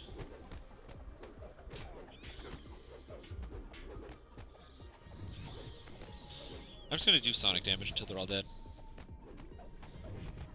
Point at the ground, do sonic damage. Byron Sword Scout will kill everything. Good.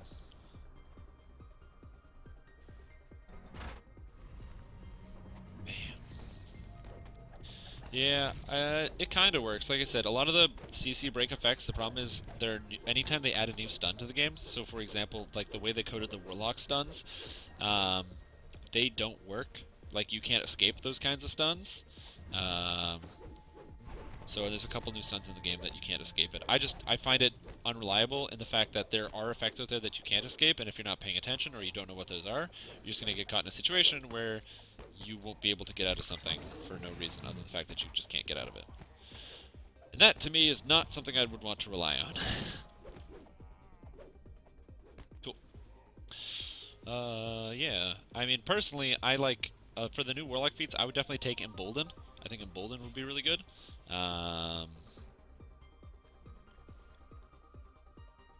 Ooh, I can actually hit these with my bludgeoning damage. Yeah, bludgeoning damage. Actually, I think I do more damage when I just hit the ground with my Sonic. 'Cause it's spread out, but it does more damage, I think. Oh man, soon, or not soon, at some point this character will be like more fun to play.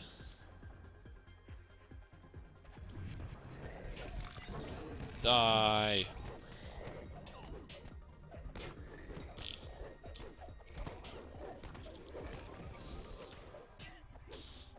"21 life. There we go.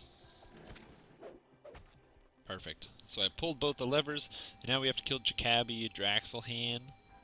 Jacaby? Jackabag? So he's gonna come down here. This is not Ranger 25, this is Wizard 2. Perfect. Jacoby Drexelhand.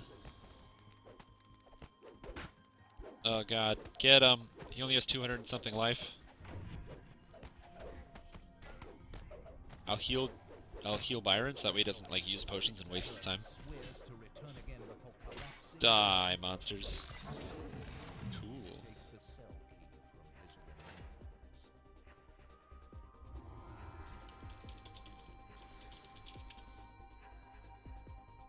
remains.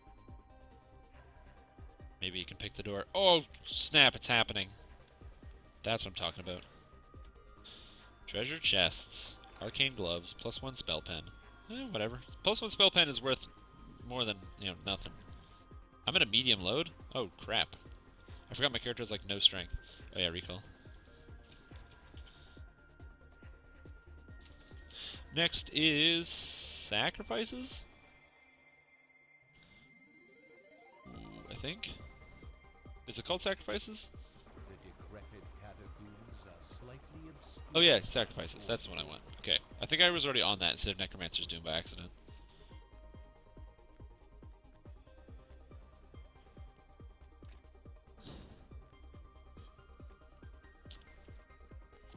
Oh, snap. Ice method.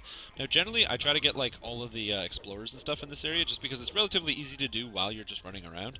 And it gives you a decent chunk of extra XP. The rumbling So there's 137 right there. small body of water. Die. Damn it, that does so little damage. That's maximized, too. Jeez. Alright.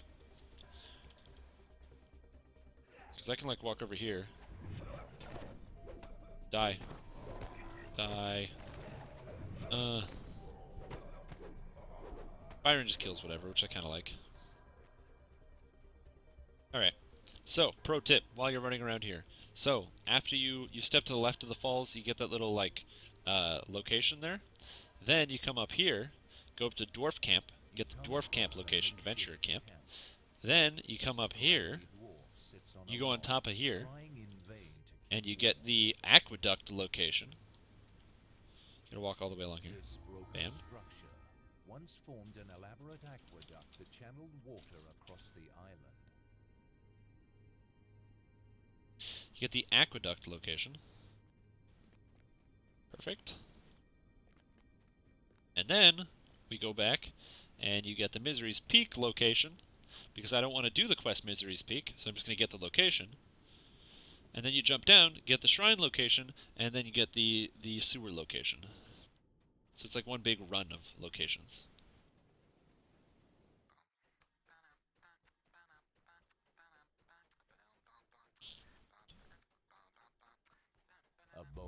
Bam. The Misery's Peak location. Mouth of Misery's Peak.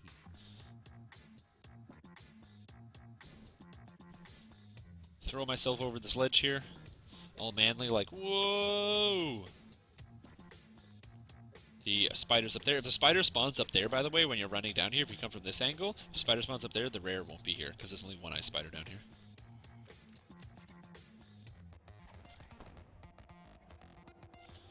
And come over here for the Devourer's Shrine location. So bam, I've got even almost 1,000 XP from just running around out here. Which is why I like just being able to get a little bit of XP out here. That's why I like the explorer areas. I don't generally like to do full explorer areas, but just that little bit of XP that you can sometimes get. It's pretty good. Okay, hey, it's actually 8:30, so we're gonna do our starter pack giveaway. So I have to do that because I have a code for you guys. It's a starter pack in this game. Gives you a cleric, gives you a pet, gives you all sorts of really cool shit. And I know you guys want that, so we're gonna get up here and we're gonna do the giveaway right in the middle of the stream. Right in the middle. This entrance leads down. Okay, so perfect. Enter in sacrifices. We got the Kenneth Aqueduct. Doing giveaway. Alright, everybody. So, those of you that hear, you have a chance to win. It is a code. I'm going to do the giveaway thing. Once it's done, I'm going to put on screen who gets it, and we'll do it. Okay.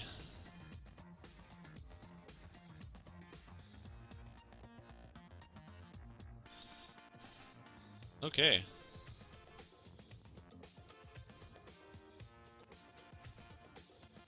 Perfect. Let's see what we got here.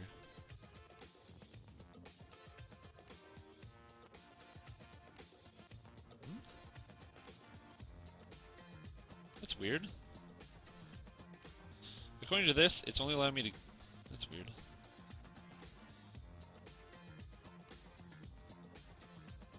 Really weird.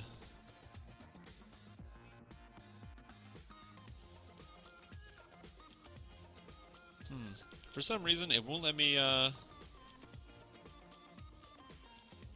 give away to you guys.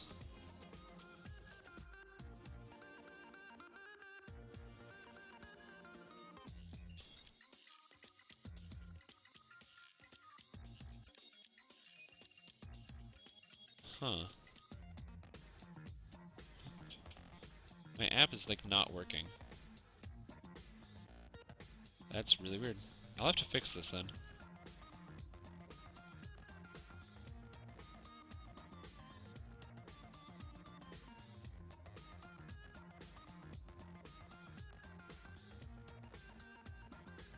Cool. Weird. It's not letting me do it. Interesting. Alright, cool. So I'm just gonna do this the manual way.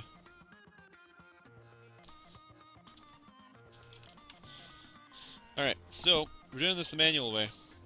Because my app's not working. So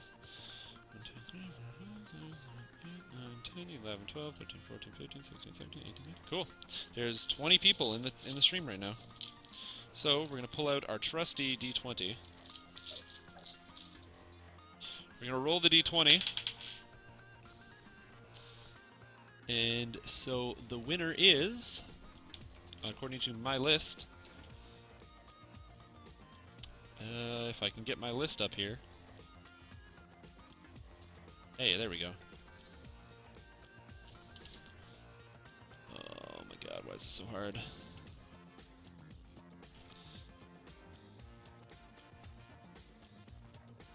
Of course it doesn't let me edit it while it's up. So that's annoying. Great. Okay, here we go. I'll just use this. So this is my straw poll. Here we go. There's the winner. Jagus_86. Congratulations, you've won yourself a prize, a wonderful prize, of a DDO starter pack. So starter pack includes 500 turbine points, the Catacombs Adventure Pack, and a couple other things. So if you don't have it, I'm going to send you a message. Respond to the message, and if you like it, and then you're going to be the guy that wins it. So I'm going to type that again in chat as well, so that you guys can see that.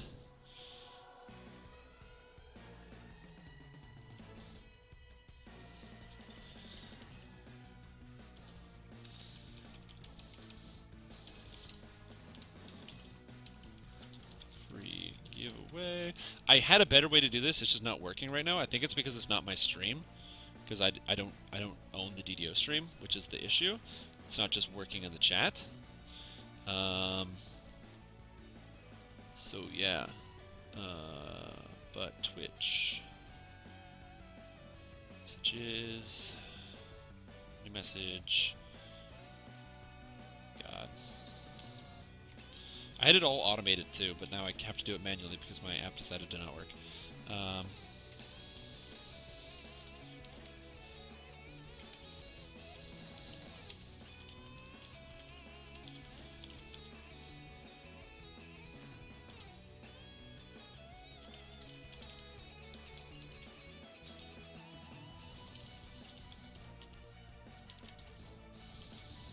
Bam. Cool. So I sent you a message.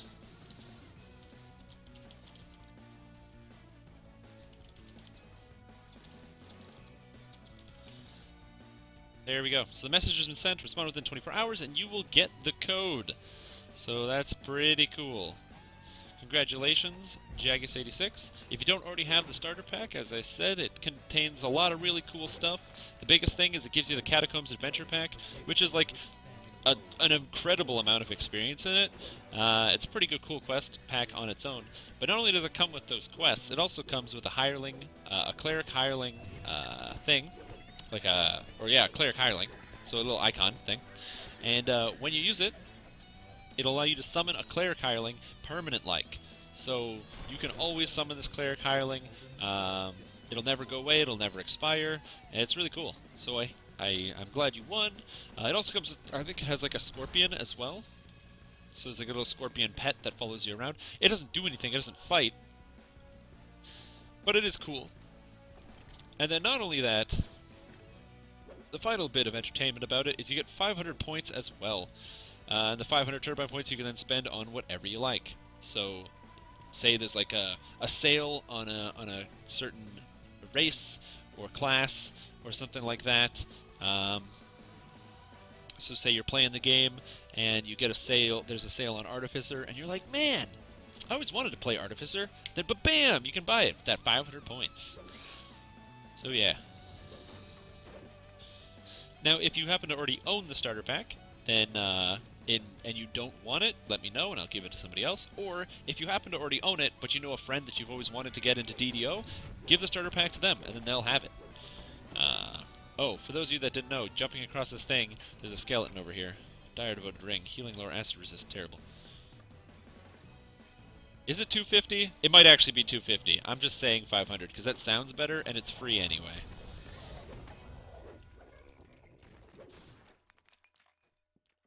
It might actually be 250.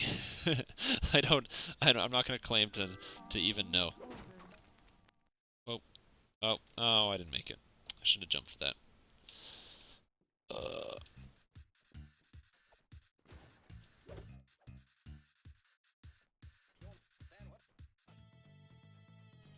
Okay, search right here.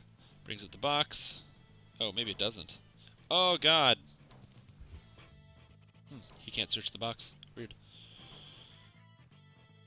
If nobody can search it, stick to the left side where there's no trap, and you're good to go. You have breached the Devourer's. Murder everybody.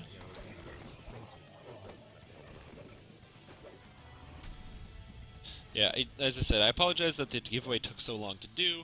I'll do a bit more practice on my own personal stream this week with the program that I got.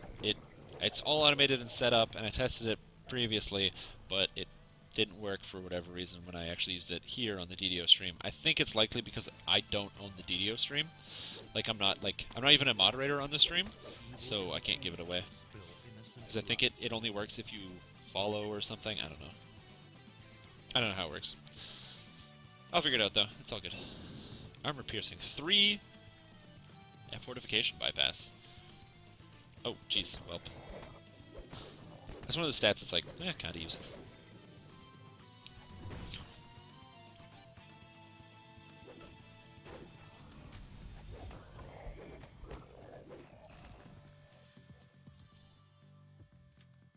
Alright, here we go. Jolly Dolph, what a terrible name. Gazmir Jern, Yvette Mir. Okay, this is why these people were like, Jolly Dolph? That's why this guy is like still here. Chainmail Shirt of Radiance, if only that was a docent of Radiance. Smash the pot, and let Arissa go. Perfect! So now we head out of here. We're gonna get the last of the explorers. Because the reason you do that after is because it spawns you right here. So right here, you throw yourself over this cliff and hope you don't die. Wow, that was 65 damage? Jeez. That actually took... Oh, I took a lot more damage than I thought I was going to. Holy moly. And is the rare up here? I don't think he is. I don't see the rare. Ah, climb. Oh god. Takes so long. So challenging. Oh, yeah, he is. Vex Spur. Anyway, melee, the normal difficulty rare.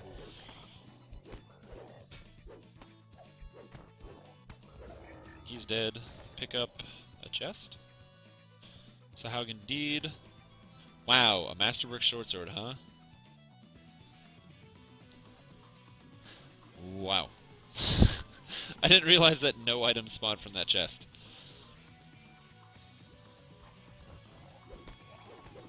I did not realize how bad that chest was. Wowzer. Kill this Sahaugen whelp.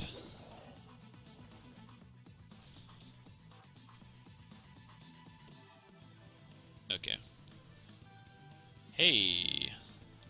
I got a response from Jagus86. So Jagus86, congratulations, I'm about to send you a code here. So you climb up here, you get this location here, the Watchful Vigil. This one. And then, after you get that, you go back down. And you go down to this tree over here. And once you get all the way to the tree... Ow, I took lag damage. That's weird. I'm gonna let Byron kill everything over here. But, and I get all the Explorer bonuses. It's an extra 400 XP. So that's another 1,000 after that quest. So the 1,000 for 1,000 after? Not too bad. Anyway.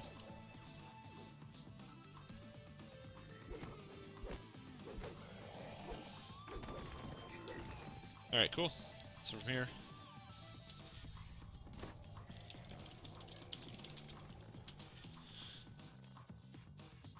Alright, cool. Now I'm going to recall to get some stuff set. I'm going to give you your code, so that way you'll have it. Open. I have a document. It's called Secret Codes. If you happen to go on my computer, and you're like, oh man, secret codes, don't steal it. Don't steal them.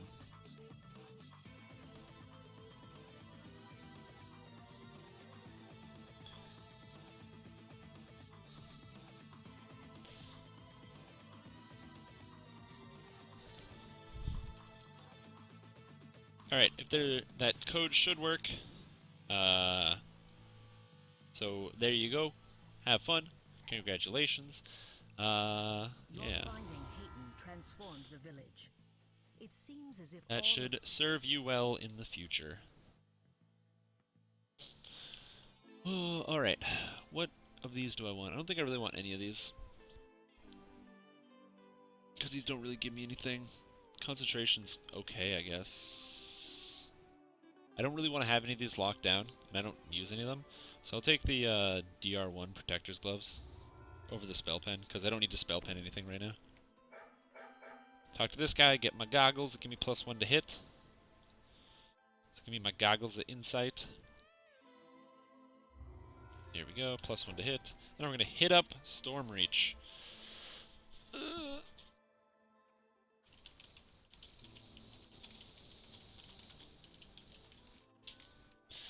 Alrighty, so we're going to quickly vendor, and then we're going to head into the level 2 quests. So level, I guess, 1s I don't really care. Ah, god.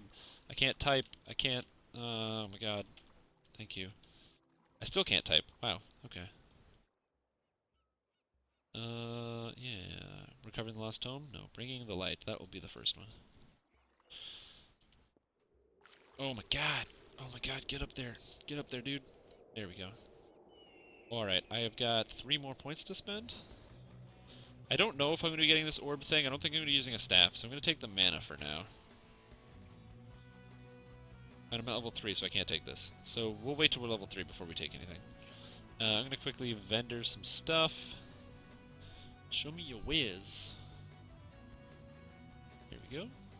Alright, garbage, garbage, garbage, garbage, garbage, garbage, garbage, garbage, garbage, garbage. Saving that. Garbage, garbage, garbage, garbage, garbage, garbage, garbage. Muffled bracers. It's kind of garbage. Garbage. Garbage, garbage. Sell all my gems. Sell that, sell that, sell that. Bam! All that garbage is gone. Gotta buy a new Byron Sword Scout, so I'm gonna get rid of that. Talk to this guy for some discount hirelings. He's got Gromisk. Oh, he doesn't have Byron. Steel? Tome? I could take Steel, I guess. Steel's a fighter. I want, or I could take Chalice, the Warforged Cleric. Look at all these Warforged. I'm gonna get Frenzy at some point. We're gonna take Chalice, or Steel for now. Level 1 fighter. I like having the Warforged so I can heal him. Just makes it easier. Yeah.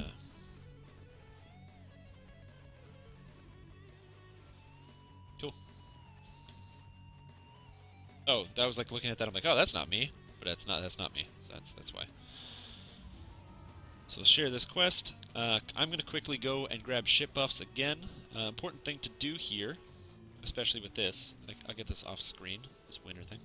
Important thing to do here, when you're doing this, is to always refresh your ship buffs when you're doing early game quests. So the ship buffs, if you're in a guild that has all of the buffs like mine does, and if you're not in one, it's not too hard to find a guild. A lot of the people are generally pretty friendly as well. Good chats going on, that stuff.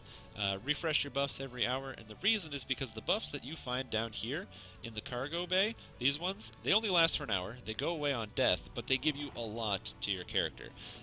Now, it might not seem like a lot, but, for example, the 12 guy over there gave me +1 guild bonus to the DCs of my spells. Pretty good! Or the kobold gives you +1 guild bonus to your saving throws. Okay, there you go. Then it's 250. Either way, Artificer was 75% off a little while ago, and it was less than 250, so... Sometimes stuff does go on crazy sale. Crazy sale. Super sale. Super Slam. Sorry, I'm thinking of, what's that guy's name? John Cena. It's not me. I could put a big picture of John Cena's face over top of my own. That'd be pretty funny. Another thing you need to be doing if you are going to be TRing a lot, essential is to get one of these, Greater Tome of Learning. Essential. Absolutely essential. It gives you way too much extra XP. Welcome, Crex's Pendragon. Crex is Pendragon? Crex's Pendragon. I don't know how to say that. Crex's Pendragon? But welcome. I'm not proficient with my equipment. You're not proficient with your equipment. I don't know if Steel's going to be better or worse. Here's a shield, though. Get my stun off. Ooh, take this! Oh, I gotta put him on aggro. He does decent damage. That's fine. It's not intimidating, though. Ooh, welcome, welcome. Just started bringing the light.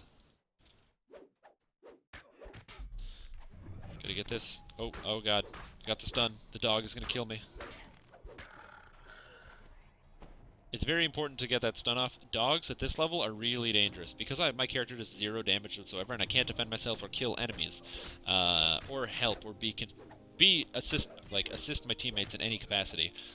It's very difficult for this character to stay alive against dogs. Dogs that do a lot of damage, hit really fast, hit really hard, and have a lot of armor and health.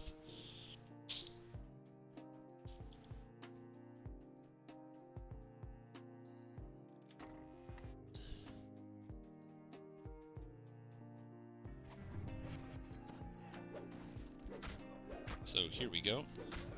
Oh god. Okay, apparently I can actually kind of kill this stuff on my own. That's kind of cool. I was actually killing those guys. Sweet deal. Yeah, this character is unfortunately not super good at the moment. Just wait, though. Once I hit level 3, ooh, I'm gonna have 2 missiles coming out of my magic missile. Check it. This guy, watch the stun.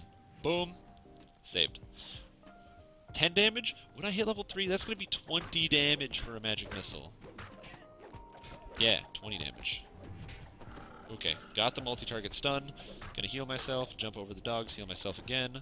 Continue to jump over dogs. Gonna throw down some stuns. Back up. Give him some of that. Give him some missile to the face. Oh, snap. Another dude is coming at me. Gonna give this guy some missile.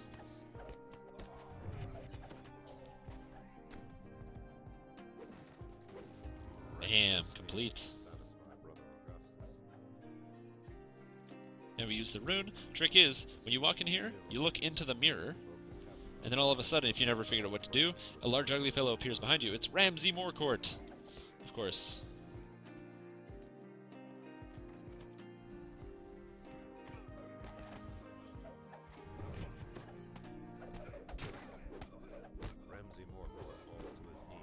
Oh man, Nashwald got close to dying. Oh, devotion. How useful.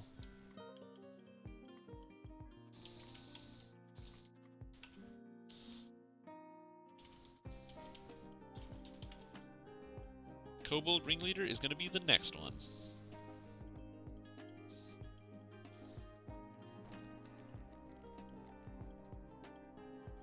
Oh, I gotta get my quest reward. Of course, can't forget to pick up the quest reward. Inspected Goggles of Evocation. Ooh, +0. Vorpal Dwarven Axe or Repair Lore. Ooh, god. What options? I love the Vorpal items everywhere, though. I think that's hilarious.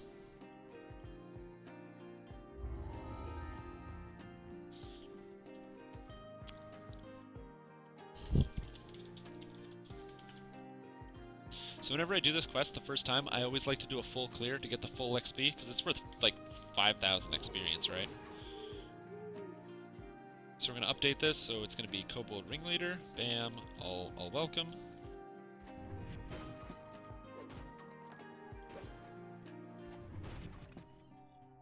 Keep throwing up spells and stuff. Ah, kobolds.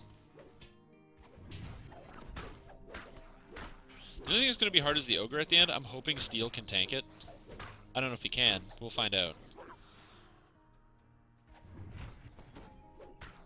Get that nice stun out there. As I said, I didn't intend for this character to be like a melee build, but when you're going for like a pure force wizard and you have no damage spells, it's kind of hard.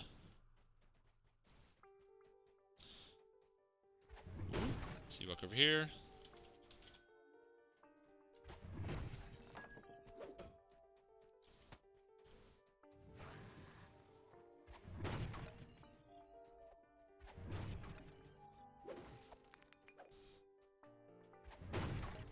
Throwing everything. Woo! Oh, what? What's up, Technical 13? What's going on? What's happening? What did I get confused on? What did I miss? And now, if you want to bring all the kobolds to you, you hit this button. And it makes everyone want to be your friend. Ooh, gotta kill the shamans first, by the way. If you didn't know that, always kill shamans first.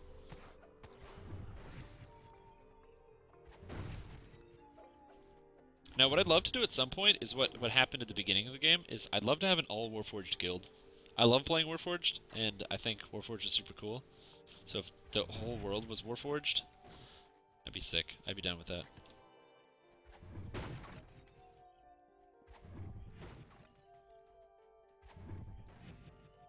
Oh no, I want to go over there. See, being a wizard, it makes it really easy, or any kind of character that has Sonic Blast, it makes it very, very easy to destroy all the crates in here. Normally it takes a really long time, but it's basically like throwing fireballs at every single corner of the room.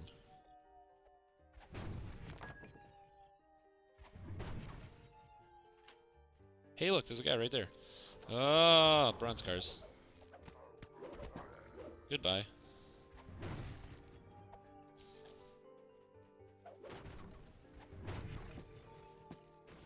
This song is like really soft. I actually kind of like it. Bronze Car's Cloak, +1 to will saves, Warrior's Leather of Acid Guard. Damn. Now what does get disappointing is because I'm playing a Warforged, there's so many more options for non-docents.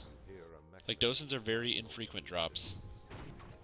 Something that's, so I'm not going to see a lot of docents playing this character. Which is kind of a shame, because docents are, you know, the armor of choice for this character. But quest rewards will open up options for docents. So, it's not so bad.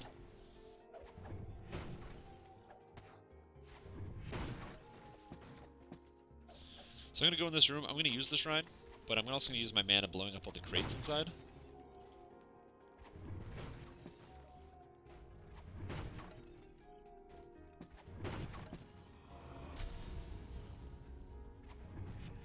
Oh, okay.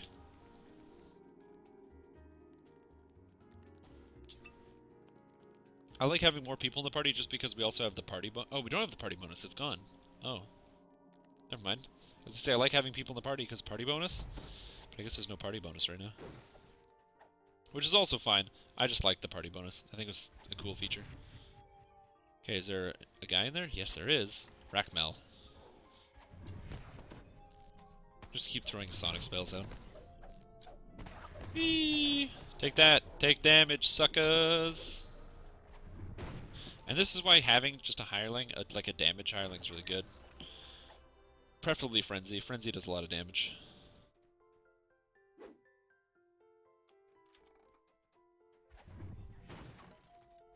Give me that bookshelf. Amber Vial. Oh, baby. I actually bought a huge collectibles bag on the DDO store because I wanted to carry all of my collectibles with me.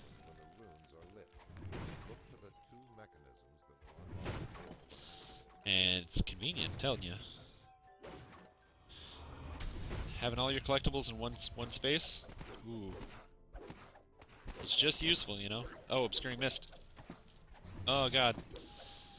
I don't generally pick up collectibles because I don't have like a big enough bag, but buying a thing on the DDO store that holds like I think 400 different types of items is like too much convenience, you know? And it means I can pick up as many collectibles as I want for the rest of the entire game.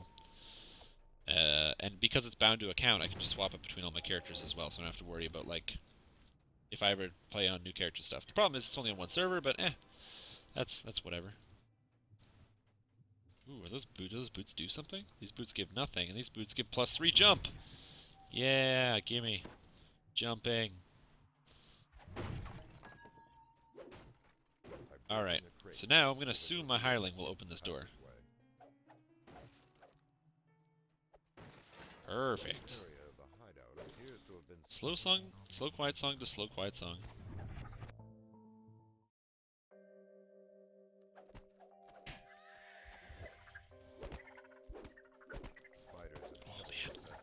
So yeah, this build hopefully will one day be able to do a bunch of damage. Probably about by the time I get chain missiles around level 5 or level 6 when I have my spell combo. So which means I'll have Empower, Maximize, and oh, did I pick up the badge? Oh, I forgot the badge. When you have Empower, Maximize, and Quicken, so all my spell-like abilities will be dealing a lot more damage. And additionally, I'll also have Arcane Bolt at that point. That will be very good. But until like level 6, my character's pretty useless. It's mostly other people that are just doing this stuff for me. Hirelings, people, all that good stuff.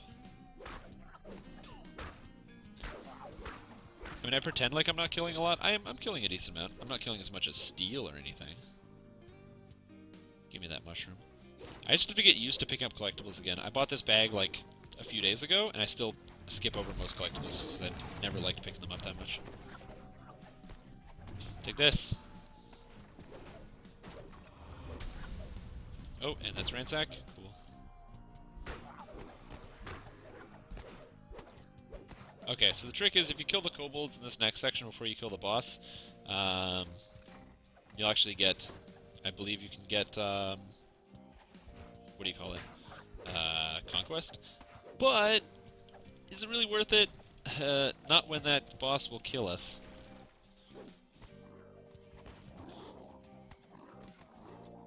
Is he gonna get comboed? Is he dead? No, he did not get comboed.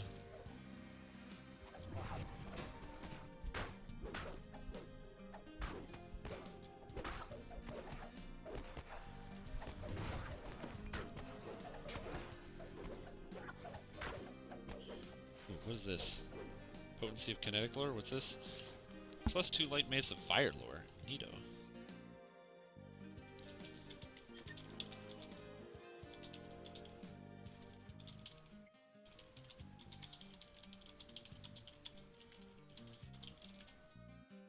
Give me all those items.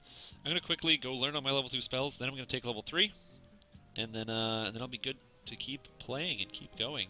Magnetism is not what I want. I want an impulse item. I want an item that gives impulse. That's what I want. So I'm hoping I'll pick up one of those at some point. Hey, impulse crossbow. for level 5s. Daunting Hat of Spot, Resonating. Reinforced of Solar Guard for level 5s. Alkaline Docent, Robust, Poison Ward. Ooh, baby, I don't want any of these items. Not even a little bit. The Impulsive Crossbow is just bad, so cool.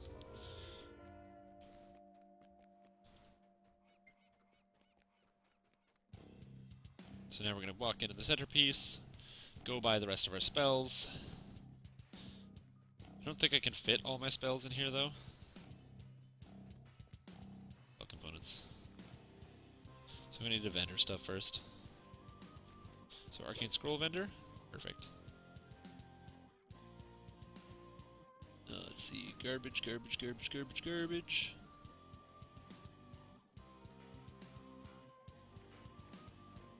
Cool. Buy? Is there a buy all option? No, of course there's no buy all option. Damn, that would be way too convenient if I could just straight up buy all. So many scrolls.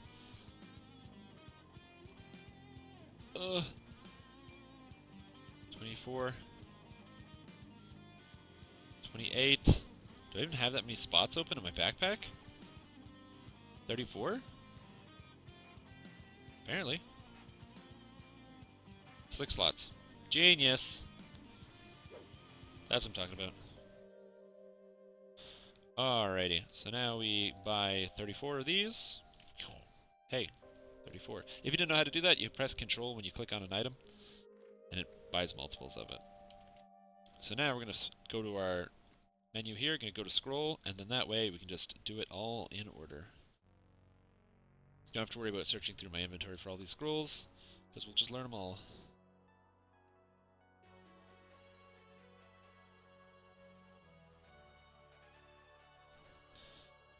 Whoa. So yeah, the build's pretty terrible at the moment. It doesn't really work. I don't do any damage. I rely on others for most of my damage and what to do. If there were Warforged here, though, trust me, I would be the best healer ever. Holy cow, believe you me. I'd be healing kids left and right. I'd be the healer king. But there's no other robots, so I just kind of do my own stuff. Yeah.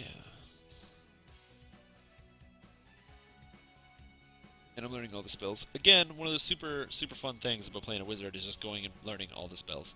What I'm going to try to do is I'm going to go and learn all the rest of the spells in the entire game off camera. So next time, so that way I'll never have to do this again on stream. But I want the spells now, so I'm going to learn them now.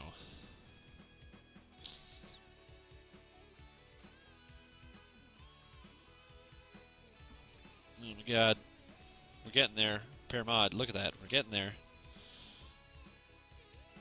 Oh,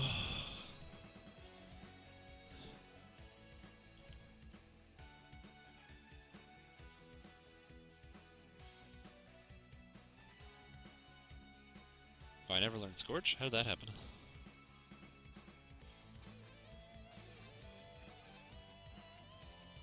Oh my god, we're at the end of the list. Everybody, we did it. We learned all the spells. Last one, Web. And even though I don't have 3rd level spells, I can still learn them. The reason I learned it first is that way these are all the spells that you can learn, and now when I go level up, I'll be guaranteed to select only rare spells. It's like a trick. So I talk to this woman, and I say, I would like to advance next level as wizard. Bam, bam, bam, bam. Bam. Bam. I get to pick a feat. I think, am I going to take Quicken? Quicken feels good, so does Empower. I like Empower, though. So we're going to take Empower. Empower. Perfect. Lesser Death Aura, don't need that. But I'll take it. Perfect finish. Bam! 91 life. And I get 2nd level spells, which is kind of cool. So I'm going to quickly pop into a tavern, grab my 2nd level spells, and we're going to go do Garrison's Missing Pack.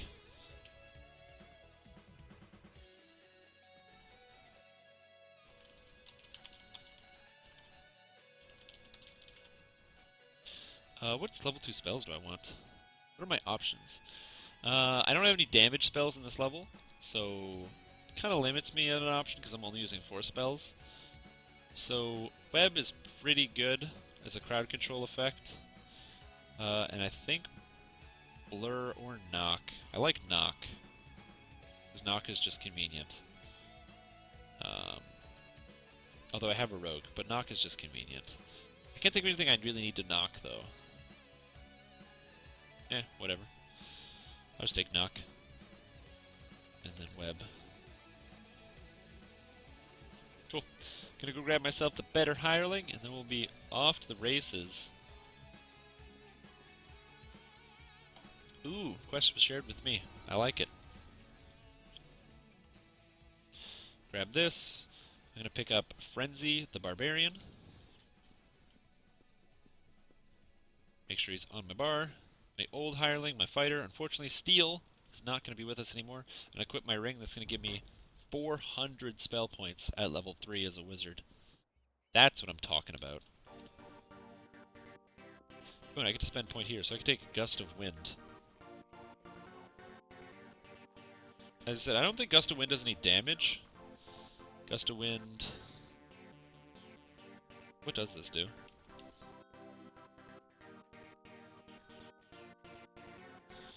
Oh, hey, we finished Ringleader. We're doing, God,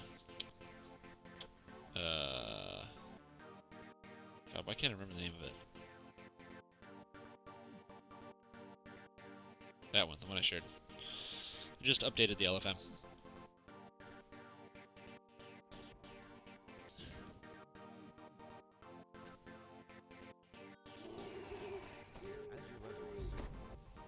Here we go. That favorite soul has almost 600 spell points. That's crazy.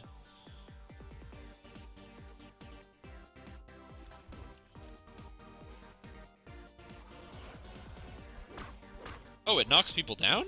That's kind of cool. Gust of Wind, it knocks people down. That's neato. So now I have 2 missiles. Look at that. Knockdown. So that's like a neato CC effect. I don't know how it works because it just missed really hard.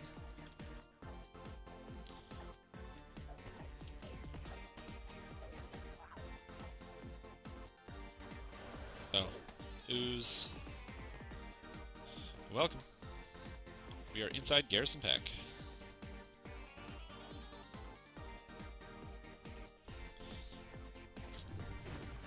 It's not gonna get all of them.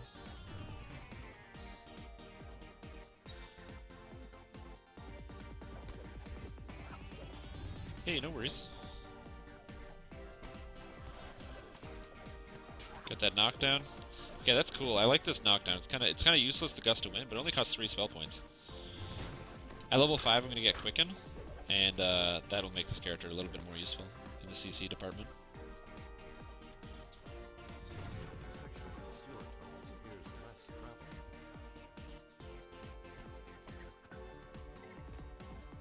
Does this work on bosses? I don't know. I don't use Gust of Wind, so I don't know.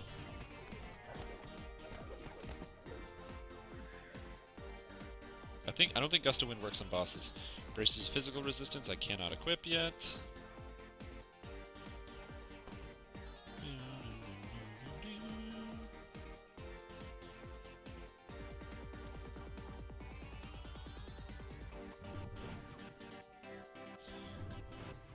Blow up all the boxes. Got the spiders. Knock them down. Or not. It's weird that it doesn't work.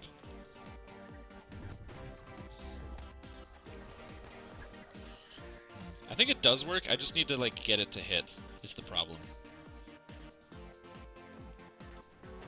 The big issue is actually getting it to hit. Half plate. No! I like armor pieces, okay? Don't get me wrong, but man, I would love to have an actual item I can use.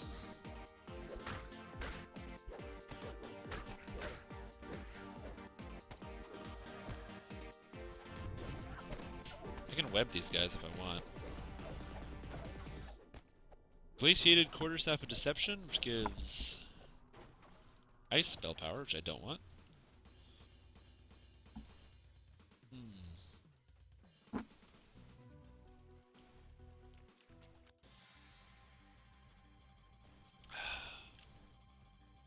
There's a shrine back there I don't really need. Frenzy took some damage. I'll heal him. 25, that's good. I like that. Oh geez, zombies. So this is when you come in with the knockdown. Oh, they're immune to knockdown apparently.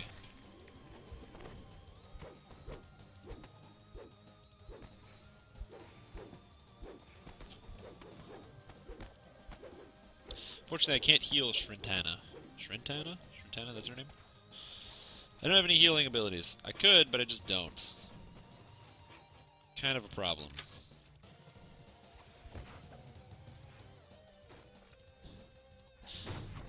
Oh, I have Empower. Why don't I have this Empowered as well? So it should be maximized and Empowered now. There we go. So now this Shaman's going to take, what? 17, 30, 13 damage? 30 damage from my Magic Missile? Get out of here. Still doesn't do that much damage.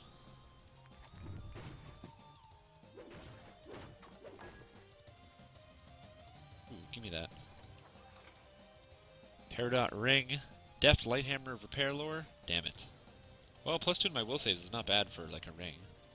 So I'll take that for nothing. Throw down a web. Trust me, when I get spells like Force Missiles, that kind of thing, I'll be rocking house. Oh man, double Shaman?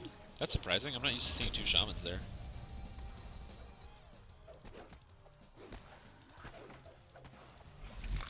Yeah, once I get Quicken, I might actually be able to use Gust of Wind, but without Quicken, it's very hard to use Gust of Wind.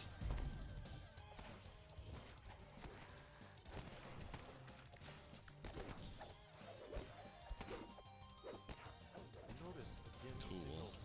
Above a lever on the far wall. There we go. Metal grinds on Fly down. ripples Doing spread the across swim. By playing a Warforged, it definitely is a bit of a boon. Allows me to swim pretty easy. You know? Don't have to worry about breathing like those squishies have to. Gonna check real quick for the rare. spread across the water. No rare.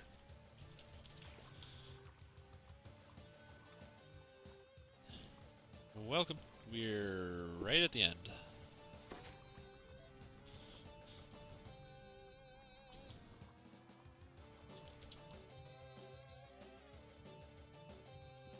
You leave There we go. to drink sewer water, only to be assailed by a pungent Oh, ooze. okay, ooze.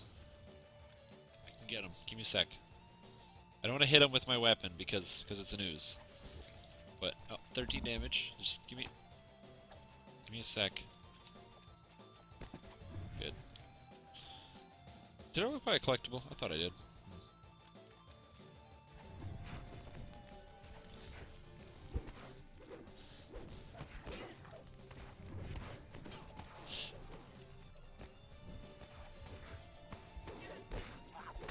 Die, bastards.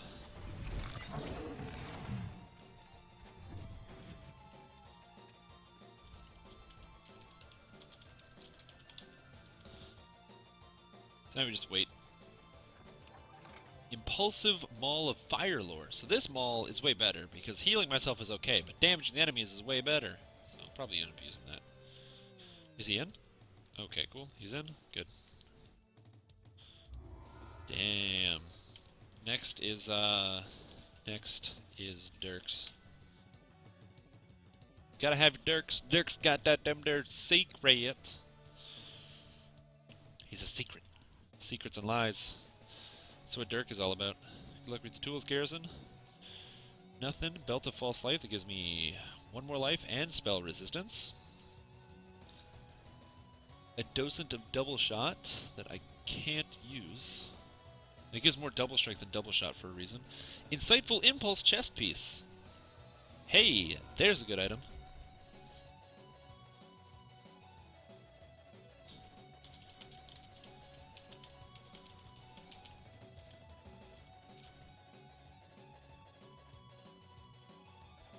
That's all I want is Impulse on a chest piece, so that's pretty good.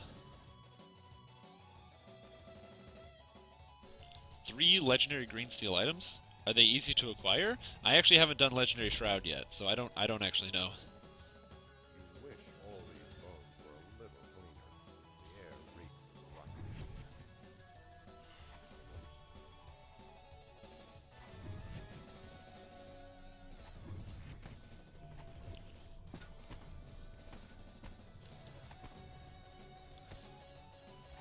That's what ranged is for. Range is for like killing the stuff I don't want to.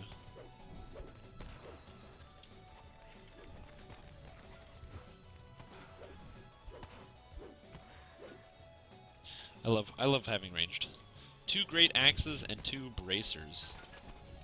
Don't you play a warlock? Why would you want a great axe if you're playing warlock? That seems counterintuitive to me. I imagine as a warlock you'd want to have like, you know, maybe like 2 scepters or something, 2 one-handers. Must be a higher tension.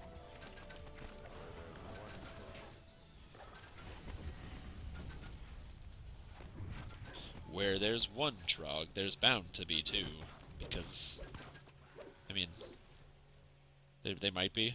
They travel in pairs. Ring of Impulse, everybody!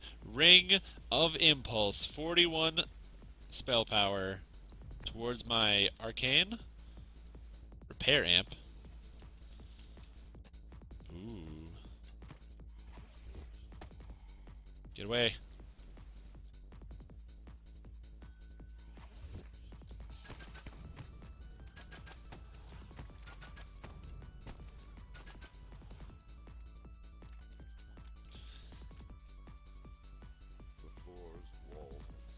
Alright, we're gonna pop everything out and get my range to work. Look at that. I love this. 64 force spell power now.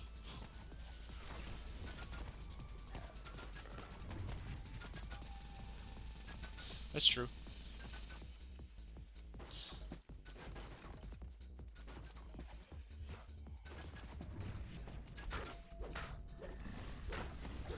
Yeah, I haven't actually done level 30 yet, so I don't know what the new legendary stuff looks like. I'm gonna be doing like quite a few lives in a row, like getting to 20 and then instantly jumping back. This character's probably gonna get to 20 and then jump back to level 1 pretty quick. Now, obviously depending on the speed of my characters, I may be able to move at a different pace. Ooh, hey, it's a guy here.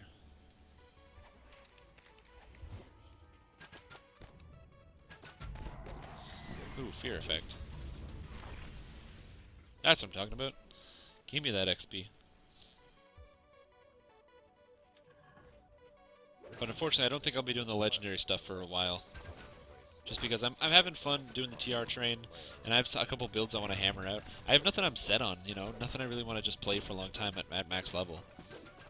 Because usually by the time I actually hit level 28 or 29, I'm kind of bored with the character that I'm playing, and I'm ready to like try something new and play a new character. So it works out. Falchion of Nullification, eh. The rear section of the sewer has been opened. Insightful Nullification, that's not bad. I like my insightful, Ooh, hey, look at that treasure bag. Oh, I like that the guy's actually getting traps.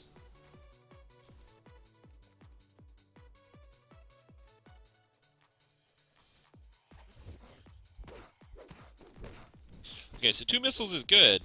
And I now have Impulse. Could be better, though. Because I don't do enough damage, you know what I'm saying? I do good damage, but I don't do enough good damage. That crit, though, that's kind of nice. Oh shit, it's Muck! I haven't seen Muck spawn in a long time. Well, that's good. If you want to do code, I highly recommend you get started on your own. Go to school, absolutely go to school for software, but I highly recommend you start it on your own first. Oh, I got a Muck Pain! Oh my god! I haven't got a Muck Pain in 6 years. I got a Muck Pain.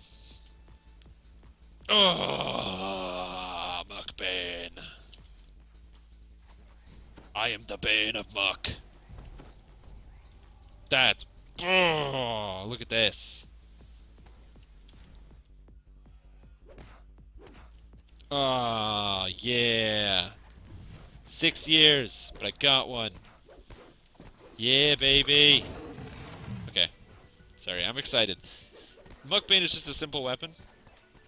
But you know what? To me, it's everything. Muckbane! Troglodyte Shaman, get knocked down!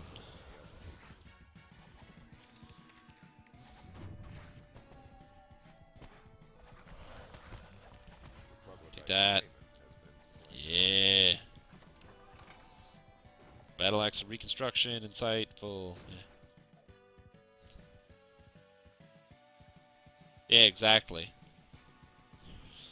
God, that feels good. Oh, hey, what? I don't want to get hit by lightning bolts. Dodge. Teehee, I can dodge lightning!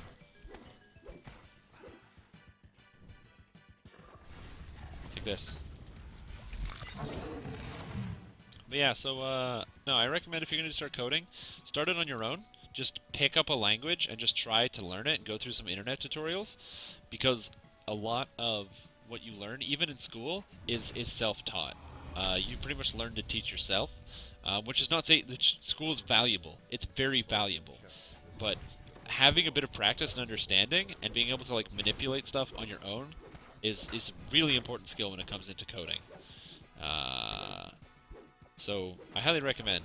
A lot of it, especially the more successful coders, these are the people that are really successful with it are able to just, do it on their own.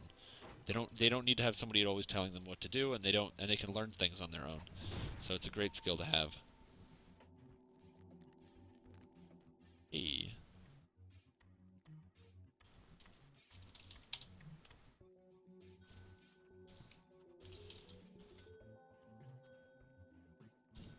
Butcher's Path.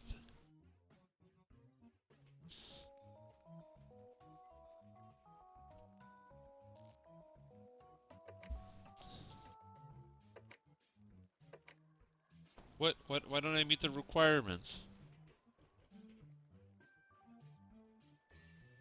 Only have 1 point. Oh, I'm like, what? Why can't I train this? Cool. Devoted crossbow, cloak of whatever. Goggles of +0 concentration again. This is better than what I'm using. Oh, okay. Sure.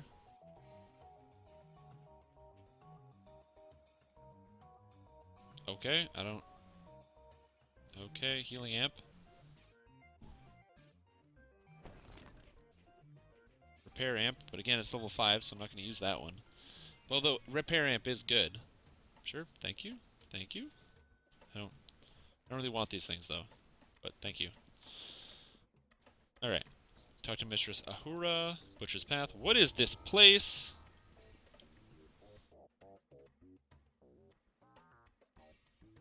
Oh, it's just a display bug? Oh, okay, then that's good.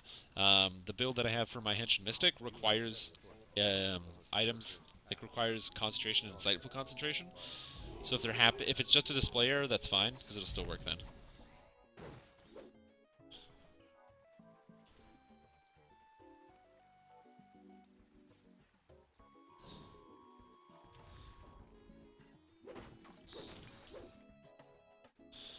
And walk the Butcher's Path, update that. Gotta let people know what quest you doing. Oh god. Oh man, there's so many monsters in this room. Oh my god. Oh my god, the kobolds, they're coming. They're sneaking up. Yeah. So even though now I get 2 missiles instead of 1, I still basically do nothing. Hey, look at this. Look at that. Web. Ha! Ha! Ha! Ooh. Shamans. Chaman? It's the shaman.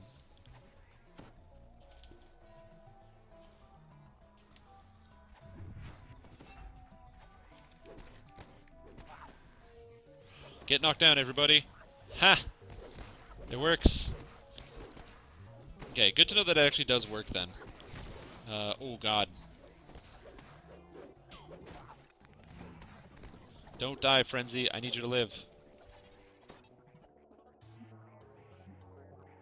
Fortunately, I have lots of search, so I can search all this stuff. It just comes from my intelligence, like straight from intelligence, but...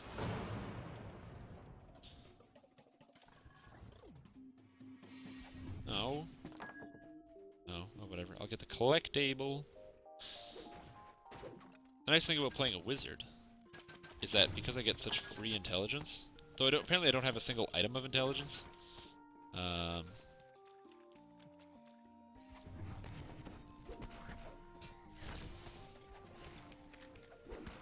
die.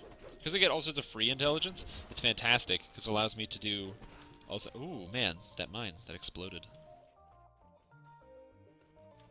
Okay, cool. I walk over here, then I get Frenzy to use the lever. Good, he uses it, because he's got the strength. Then we knock it. It's open. Bam. Hidden kobold treasure, man. So that's the best part about playing wizard, is you can do some things nice like that. I don't have the charisma because I'm playing Warforged, so I can't get charisma stuff, but just being able to get some things is kind of nice. So for this room, we can run in, get the stun on the floor, stuns a lot of guys, then we're going to drop a double web. Web on the left, web on the right, start running around, and then we're going to see about killing one of these shamans. Shaman's still in the web, good. Here we go. Web. Try to pick up on the shaman right away. If you throw yourself down a web, always try to web it, if possible. And by web it, I mean stay in the web. Oh god.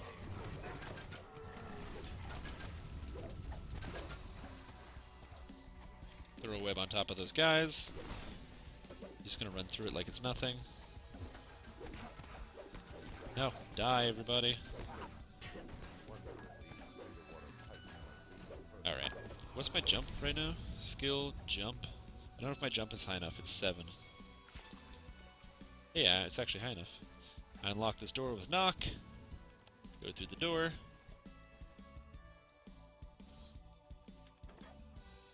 You knock this door. Once you've knocked this door and you open it, that's when the troglodyte spawns behind you. And you stand on the opposite side, so in case he decides to hit Frenzy, he won't be hitting me. He did hit Frenzy. So you gotta heal Frenzy. Feather Falling Boots of Combat Mastery. That's kinda cool. I'll take it.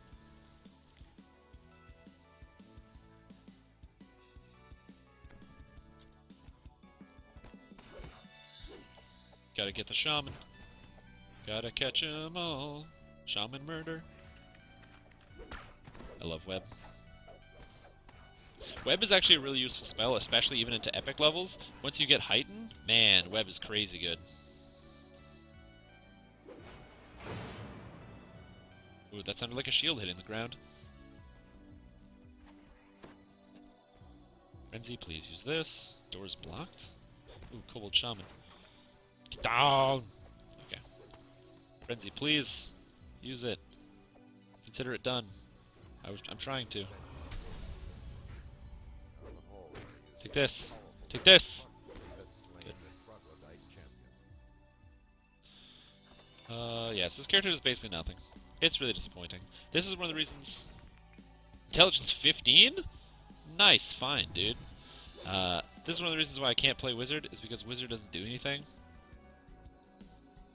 There's gonna be some people out there that are like, oh man, you can do so much. No, no, if I was playing Sorcerer right now, I mean, also if I was using Nyax Cold Ray, I'd be doing a lot. That's true as well, if I was using Nyax. Oh jeez. Ground, shots, ow. 39 health. Perfect. Use the shrine here. Get myself some life back. UMD plus 5? Wow. My UMD is 5 total. And I have ranks in it. I'm I don't know how people get their UMD so high. Oh hey, kobold. There's gotta be like a way to do it. But I've like seeing barbarians and stuff using scrolls of like raised dead. I mean, I know there's the tomes from the DDO store. I don't really want to buy tomes from the store though, so I'm not going to. But other than that, there's like 3 points, which is a solid 15% increased chance to use an item. Cool. Spawns a bunch of shit. Yeah, but stacking charisma on a non-charisma using class seems like a bad idea. I mean, obviously if it gives you use magic device, but...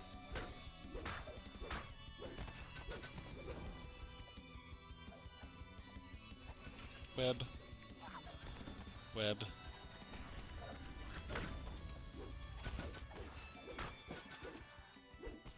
Die. I will smash you. I'm the smashing man. Ooh, man, look at all these collectibles it dropped. Holy cow, that's what I'm talking about.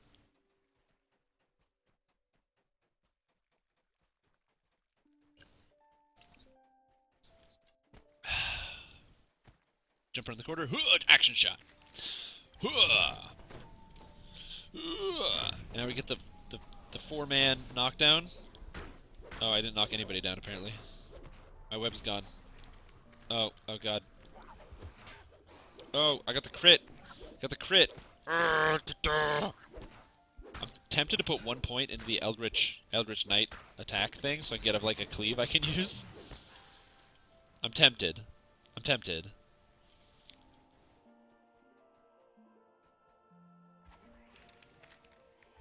Oh, ooh, I got the crit. Ooh, 1 down. Oh crap, -4. Shit. Oh, oh.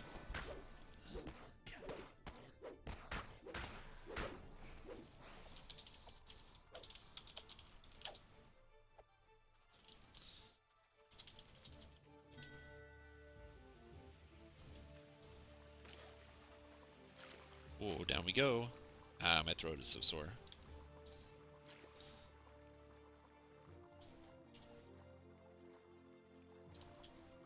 Alright, let's see what we got here. Witch Doctor Kaniza. Oh, that's the end there. Oops, I went the wrong way. I didn't go up. My bad.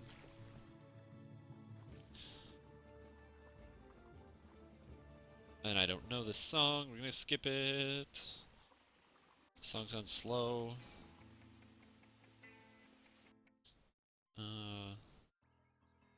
Music's all really quiet too. Alright, here we go. Gotta get the web around the corner. Ooh, legendary web. Doesn't work. Back up. Oh, can't see anything. Look at this. Look at this high-res image. Oh, God. I remember back in 2006 when seeing this curse above your head, because it's multiple images layered on top of each other, I thought it looked so damn cool. I mean, it still is kind of cool. Annoying, because being cursed sucks, but very cool.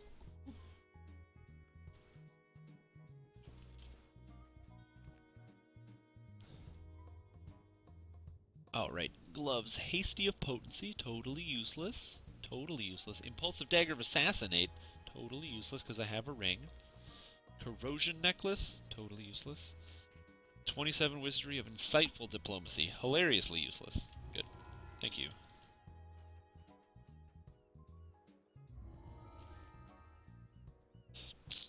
Now, do I want to take one of these?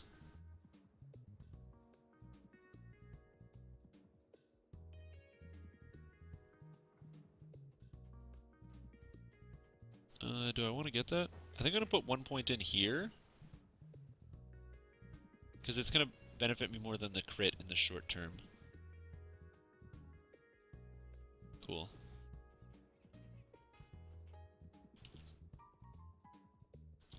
The librarian cheerfully agrees to show you his collection.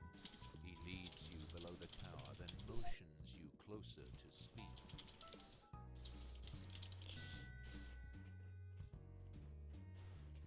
Oh god, I'm not even thinking. I'm like responding to messages. Hey, thanks for coming, man. The air is chilly and damp. Despite this, the books seem bold. Recovering lost home. What time is it? Oh, it's 9:40. We only have 20 minutes left to stream. Oh, man. There's still going to be a summary thing. Don't worry, everybody. Kablamo! You hear that in the background? That's the sound of a kablamo. Nobody likes the kablamo.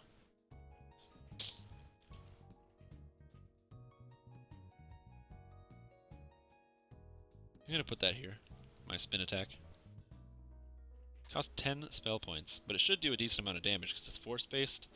My force spell power is pretty high right now. The librarian has left the room. Quick, obtain the book. The librarian's voice shrieks, I know your true intentions. I know your true intentions, Dave. You think you can steal from Eldamir Fallowcrest?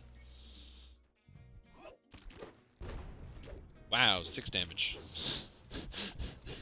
I didn't realize 6 damage is an option. That's funny. Golly gee. Not a lot of damage. Doo-doo. Oh, okay, I'm gonna ignore these monsters for now.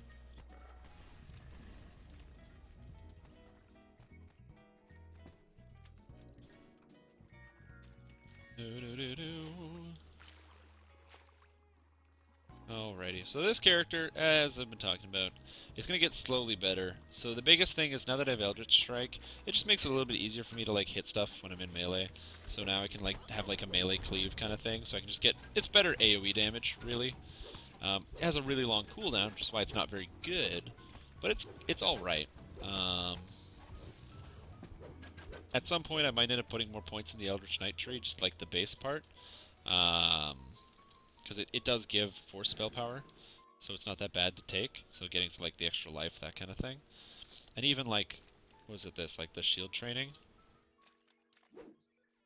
or whatever that gives you reduced armor or armor spell failure.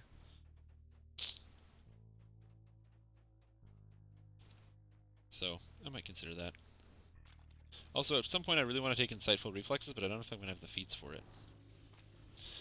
Alright, it's right. Ah, God! For the traps. Oh, Jesus! Wow, that hurt. Oh, God. It's right, left, left. So now you go left. Bear in mind that the amount of damage that I was taking there... Oh, man. Was from... Like, that was failing my save through 30 at electric resistance. 10 or 1 force damage, boys. 1 force damage.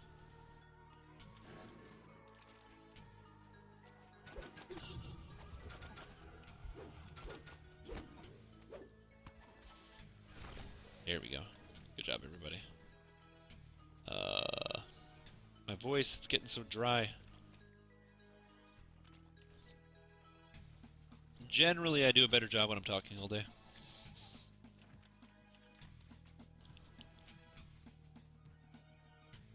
Let's see here. Yeah, so the next time I do the live stream, for sure, when I fire it up, I'm probably going to be about level 8 or 9, so I'll have my big abilities. I'll have Arcane Bolt. I won't have Arcane Blast, of course. But that's not the only big ability, so but like I said, I'll have the big ones that'll help me a lot. Force Missiles, that kind of thing. I probably won't have Disintegrate. Depends on how much I play in the next little week. Probably going to be playing, like, a couple other games. Like some, like, other games with some friends, stuff like that. So we'll see how much time I'll have to play DDO. But, you know, I'm still going to have time for the Strimstream, of course, because that's really the primary thing. It's probably, you know, it's one of my favorite things to do is just come on and play this game, so. Hey, Frenzy looks like he needs some healing. Are you going to help me out or what? He's all mad that I'm not healing him. He's dying. Ooh, Hasty Bell to swim. Hey, totally useless.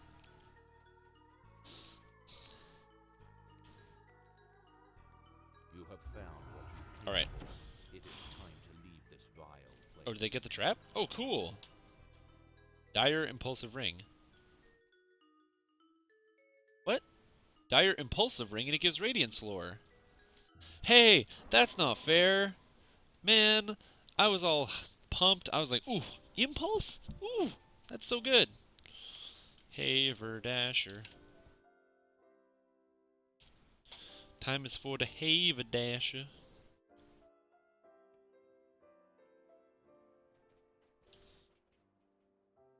Haverdasher's great because it has 2 chests in it, and chests are really good now, so. Docent of Impulse. This is 22 Insightful Impulse. The other one that I had is how much Insightful Impulse? This one's 25 for level 4, so that one's even better. It's just better. So I'm just going to use that. Could grab the shield wand, but eh. Hey, I like this. I like getting my quest shared with me. That's what I'm talking about. Already updated to Haverdasher? I did that without even thinking. My brain did not.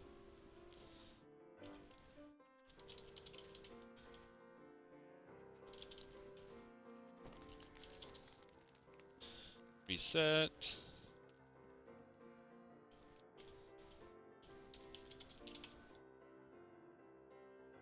Oh my god, what's with the quiet songs? There we go.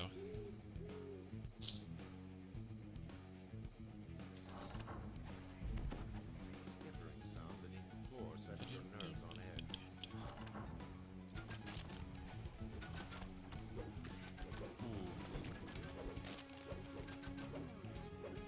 Like most things, the build comes in later. It's just like the Arcane Archer build, although this one's a bit weaker than the Arcane Archer build. It definitely gets better later.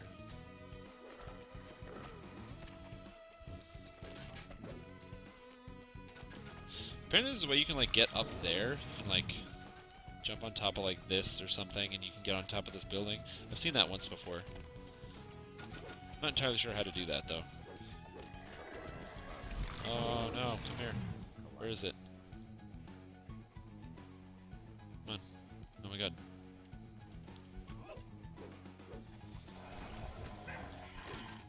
Oh my god, it wants the dog? Heal the dog. Get a treasure chest. Death block bracers of dodge. I'm taking that. Level 4 death block item? Check, please.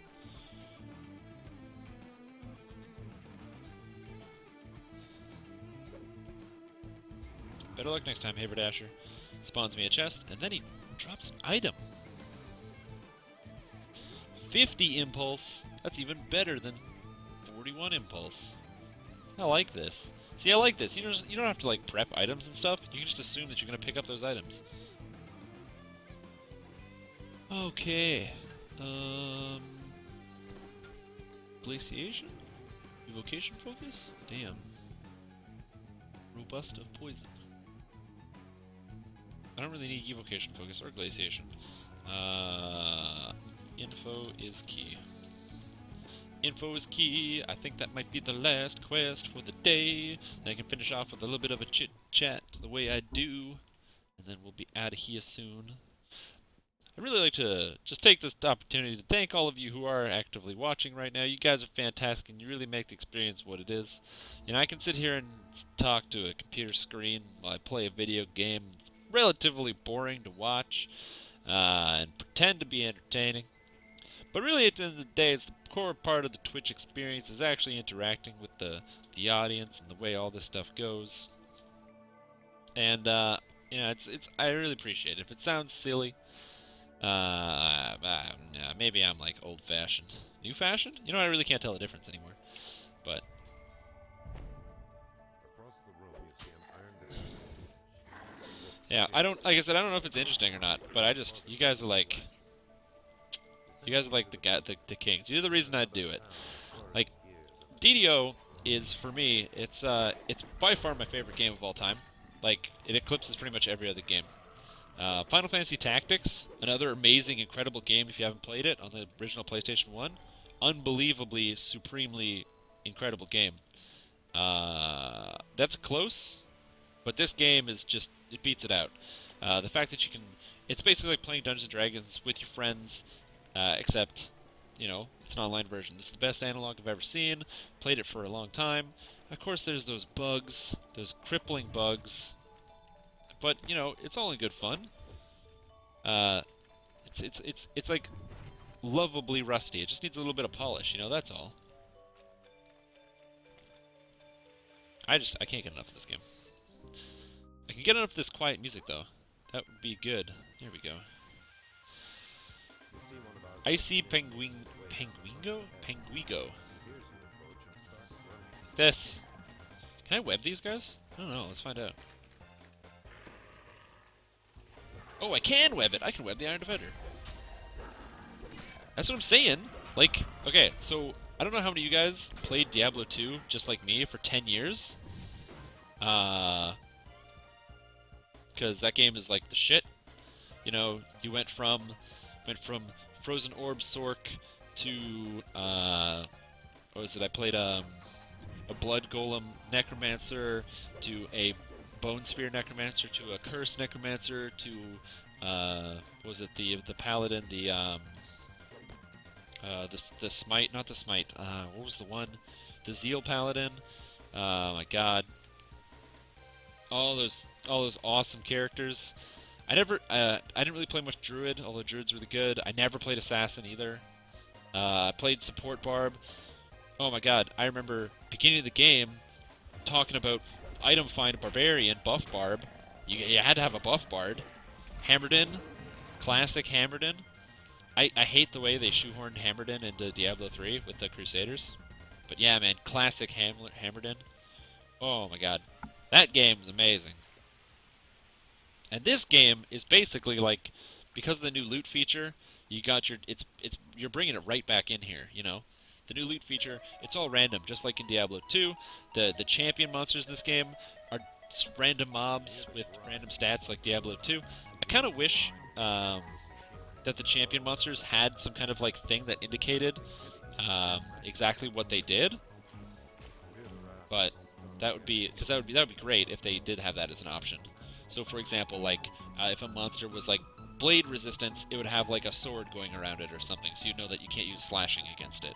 I think that would be kind of neat, so you can actually see instead of having to click the monster and then click your Z button on your keyboard or whatever your default is to identify it, and then scroll through, do a quick scan with your eyes to say, okay, these are the mods on this monster. Because knowing that something pierces fortification before it does it is really important. Web, knockdown, cleave.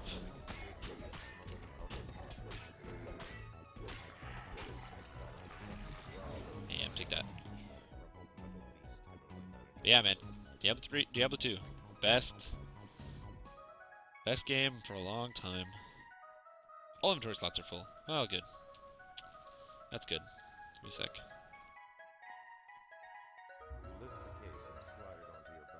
Cool, good job, man.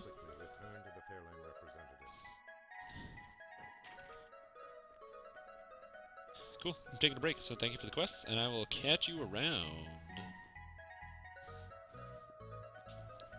Perfect. Whoa! Okay, we're good. Alright, so thank you guys for watching. Now we're going to end into the discussion segment. So we're going to be doing a bit of a discussion quickly. The last bit, I wanted to have an art piece done, but it's not done yet. So I don't have my art done for the discussion segment. It's going to be a banner that goes across the top that's discussion, and I don't have it done yet. It'll be ready for next week. So I apologize. The art's not done. I'm not an artist. It takes me a long time. Waving my hands. Today we're going to be talking about defense.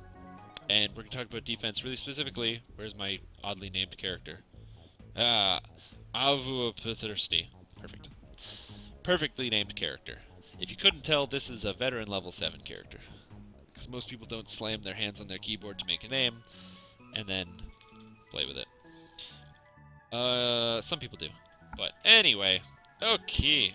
Game is lagging so hard. Oh god. It's loading. Okay, good.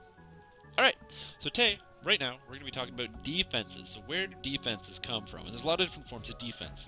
And this is a very important topic, and so I hope you just bear with me for a second while I talk about some convoluted stuff. So, where do defenses come from? Well, your defenses are generally labeled right here on your character sheet.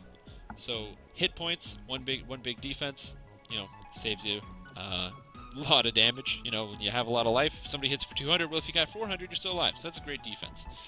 Armor class. Thanks for watching, Peanut Soup McMuffin. That's... I don't know if that would taste good, but maybe I'll try it. Let's see. Armor class. Armor class is kind of a defense. The problem is the way they made it. There's a chart you can actually look at.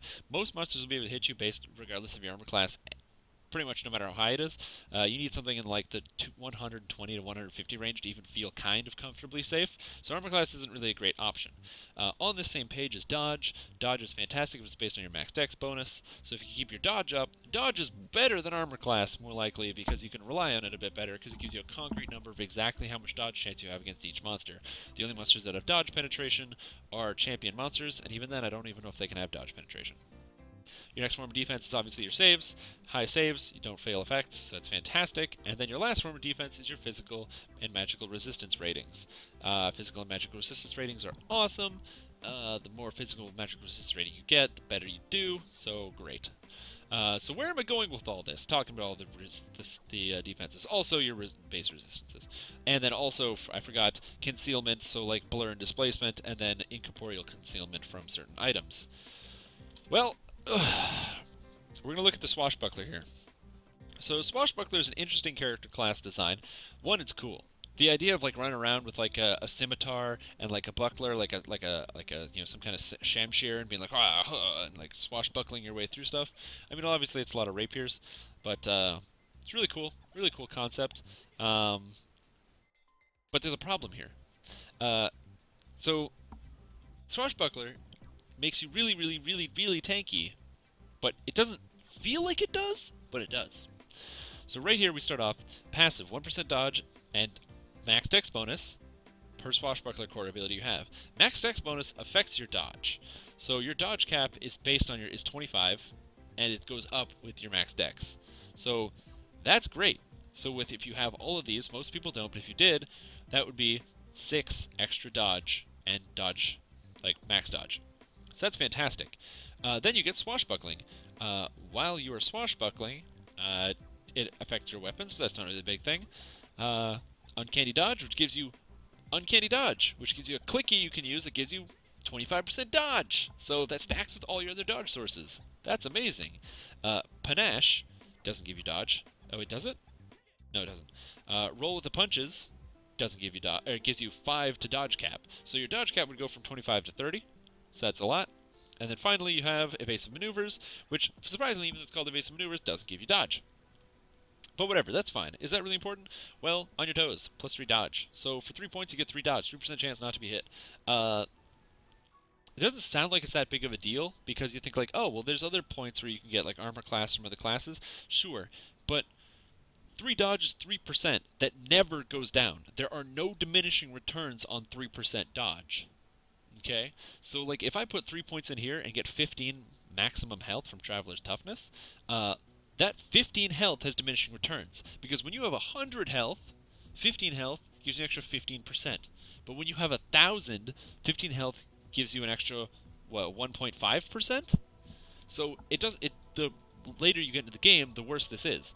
This doesn't get worse, because dodge just gets better as you level up more. Dodge is actually worse early game, and it gets better late game. So then we move on to our next page, deflect arrows, which is whatever.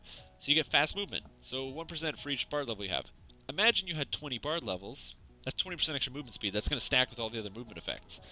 That's even faster than the tank movement speed effect that you get from being a tank, so that's really fast. Mobility in this game is fantastic, because mobility just pretty much means you can dodge all the spells and effects in the game. Kind of important. And yeah. So then let's move up to our next row. Where do we got? Resonant Arms, no swashbuckling style. So swashbuckling style. You can choose to use one of these items, so whether it's a runarb or nothing or a buckler or something, whenever you use one of those things in your offhand, you can, while you're still count as swashbuckling. So for example, like swashbuckling with an arm cannon, you can use your arm cannon, blah blah blah, and you can still use swashbuckling stance. But if you happen to have a buckler, it gives you 10% dodge. Now remember when I said that dodge is no diminishing returns and gets better? Well, this is pretty good, because with just this point and this point, you've got 13% dodge. And then starting down here, assuming you've probably like a 6th level bard maybe, that's an extra 3% dodge right there. So that's 16% dodge. Dodging all attacks 60% of the time. And range attacks, because you get deflect arrows, you just throw them away. The range attacks don't matter. There's no such thing as range attacks because you have 16% dodge. It's kind of good. Then you get Swashbuckling Style 2. Now, of course, you'd have to take Slap in the Face if you took that, which is, or not Slap in the Face, Low Blow, which is like a knockdown. It's just a knockdown. It's just a good attack. That's fine. Whatever.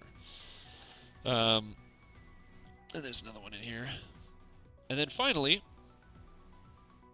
we've got Second Skin, which gives you bonus to the maximum dexterity bonus of your armor.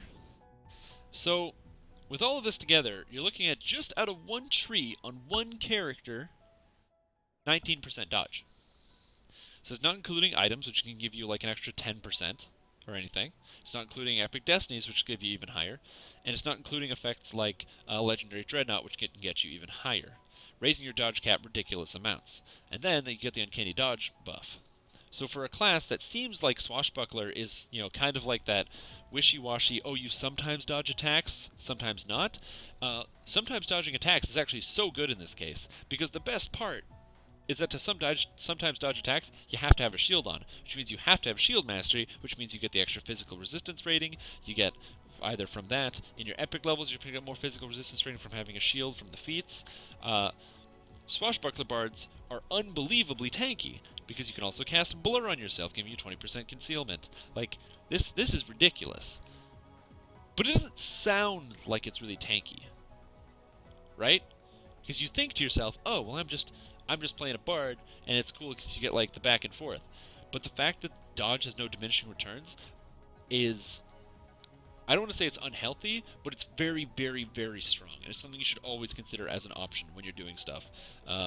Most people disregard armor class, as they should, because it doesn't really do much in this game, and just focus on physical resistance rating. But I highly recommend any of you, if you haven't thought about it already, look into dodge as like a source of dodging stuff, of defense, because dodge is ridiculous. And the best part, 26% chance to dodge might not sound amazing, but that's 1 in every 4 attacks just straight up misses you. So that means, if an ogre combos you, there's a good chance he's just going to miss one of those attacks, and you're not going to die to something. And that's really, really good. So keep that in mind. This is not the only class that gets a lot of dodge. Tempests now get a lot of dodge. Barbarians get the improved Uncanny Dodge as well. But then you have other classes. You have monks who are melee who don't get a lot of dodge. You have fighters who are melee who don't get a lot of dodge. And who else is melee? Rogues are melee, they don't get a lot of dodge. There are a lot of, you get some dodge out of the acrobatics tree, but it hasn't really been updated, so you don't get that much dodge. And nowhere near Swashbuckler levels. So if you're out there and you're seeing people running like 12 levels of Bard or something, it's because they get so much dodge out of the tree, it's ridiculous, and it's pretty much always worth it. Taking even just 3 levels of Bard to pick up this and your Swashbuckling style, so you get the Swashbuckling style and this, that's dropping you like almost 16 points of dodge right there. So 3 levels of Bard gives you 16% chance to dodge every single attack in the entire game, including in the late game. Pretty good. Something to consider, something I'm hoping that the devs will look over. Not to say that dodge is way, way overpowered, but that it's more powerful than most of the other standard defensive options, especially combined with other forms of concealment. So it's something to just look at and to think about, because it's pretty damn strong. So there we go. That's it. That's the stream here today, folks. I'm going to edit this because Jagus already responded to me. Here we go. This is my official stream. So if you're like, man, Strimtom, I really enjoyed your stream today. Where can I find you? It's right up there, twitch.tv/Strimtom. All of these streams are actually saved. I could actually keep them together. I should do that. All these streams are saved on the official DDO stream, although it's probably a good idea for me to download them and put them all together. I have actually a whole series. At the end of every single episode, I do a whole look, an introspective, and looking at different topics within the game and how they compare to other aspects, because I don't think dodge is bad, but I do think dodge is more powerful than just straight up armor class, and even in a sense physical resistance rating. And when you combine the three, you get a very, very tanky character. Not a bad thing, but it's a thing that some people may be missing out on. I'll try to I'll probably upload it on my own personal YouTube channel, which I can put on the screen. What's this? What's this? Here we go.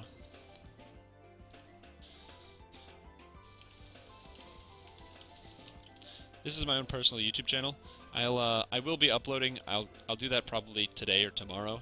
I'll be uploading the all of these talks that I have at the end of my stream. I'll probably cut them and put them into their own separate videos, and I'll put them at in the stream in like a folder or playlist that you can all access. For those of you that can't get enough, I'm done the stream here today, but I'm probably gonna go grab some water and maybe do another hour and a bit on my own personal channel. So thank you guys for watching. I really appreciated all the love and support. Congratulations to the winner of the contest, whose name I already forgot. And thank you for helping me choose that I'm going to be playing a wizard. Yay! Or at least for another couple of weeks until I TR it. TR the hell out of that. So I'll catch you guys around. Thank you for watching. Have a great evening. I don't know what else to say. Oh, buy things. Buy things from Turbine. Go buy Turbine points. Spend money. That's it. Okay,